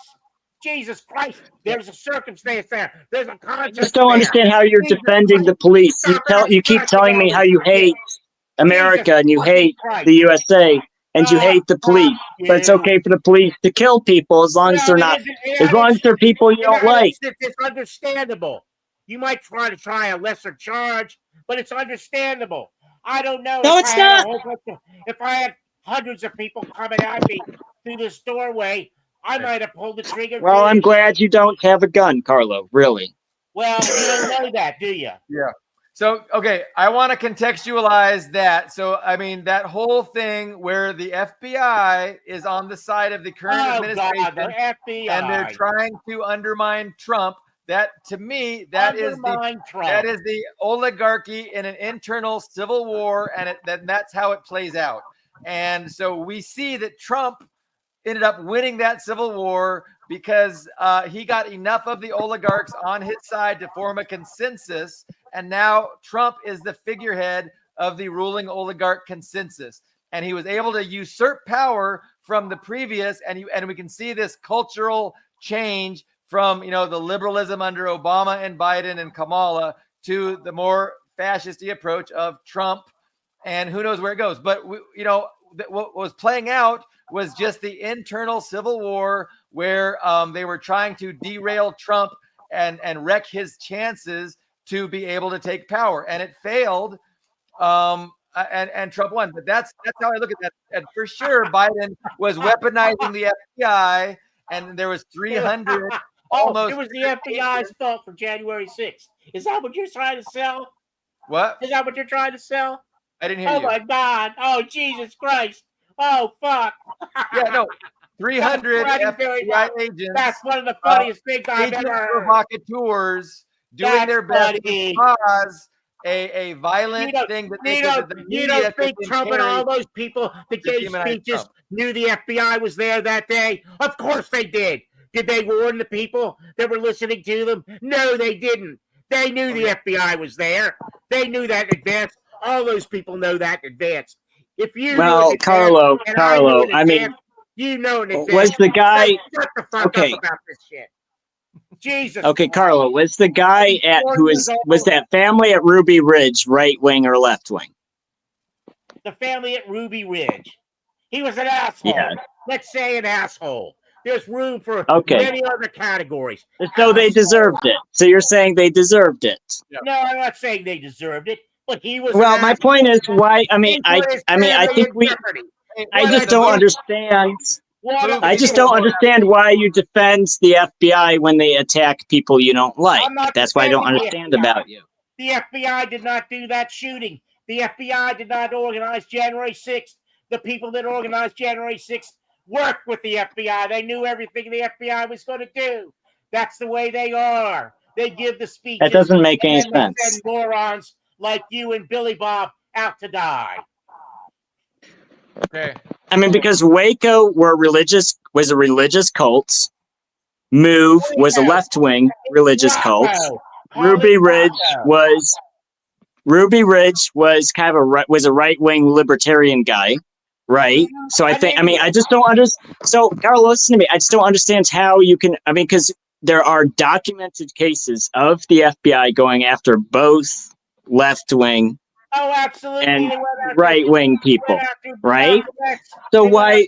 I just don't understand. I just don't understand. I mean, I just don't understand how you can defend the FBI as long as they're like. Because I can think. Because the guy at Ruby Ridge was an idiot and Malcolm X was not. I don't think idiots deserve execution. I'm not a fool. I'm not an equivocator. I don't abstract everything and then make you 1 = 1. Because that's not the way the world is. Idiots. That's not the way the world is. Okay. Always a robust debate. I'm not sure we're ever going to get Carlo to acknowledge his inconsistencies. My inconsistencies? Your inconsistencies. Your naivete. Your fucking theoretical bullshit. When's the last time you were out in the street, Billy Bob? Okay, fair. Yeah, when were you on the street, Billy Bob? When were you on these streets? We know Ian ran away. We know Ian ran away. Where were I you? ran away. Yeah, I got tired of America, and I'm here in Russia, where But people no, don't shoot me. Please, Russia, please don't shoot me. I'm going to call you both comrades. I appreciate you, comrades, sharing your opinions and letting me vent mine and listening and responding. So we will reconvene Friday, maybe, if not next week. Okay. All right. Thank you, Carlo. Thank you, Ian. Bye. Bye.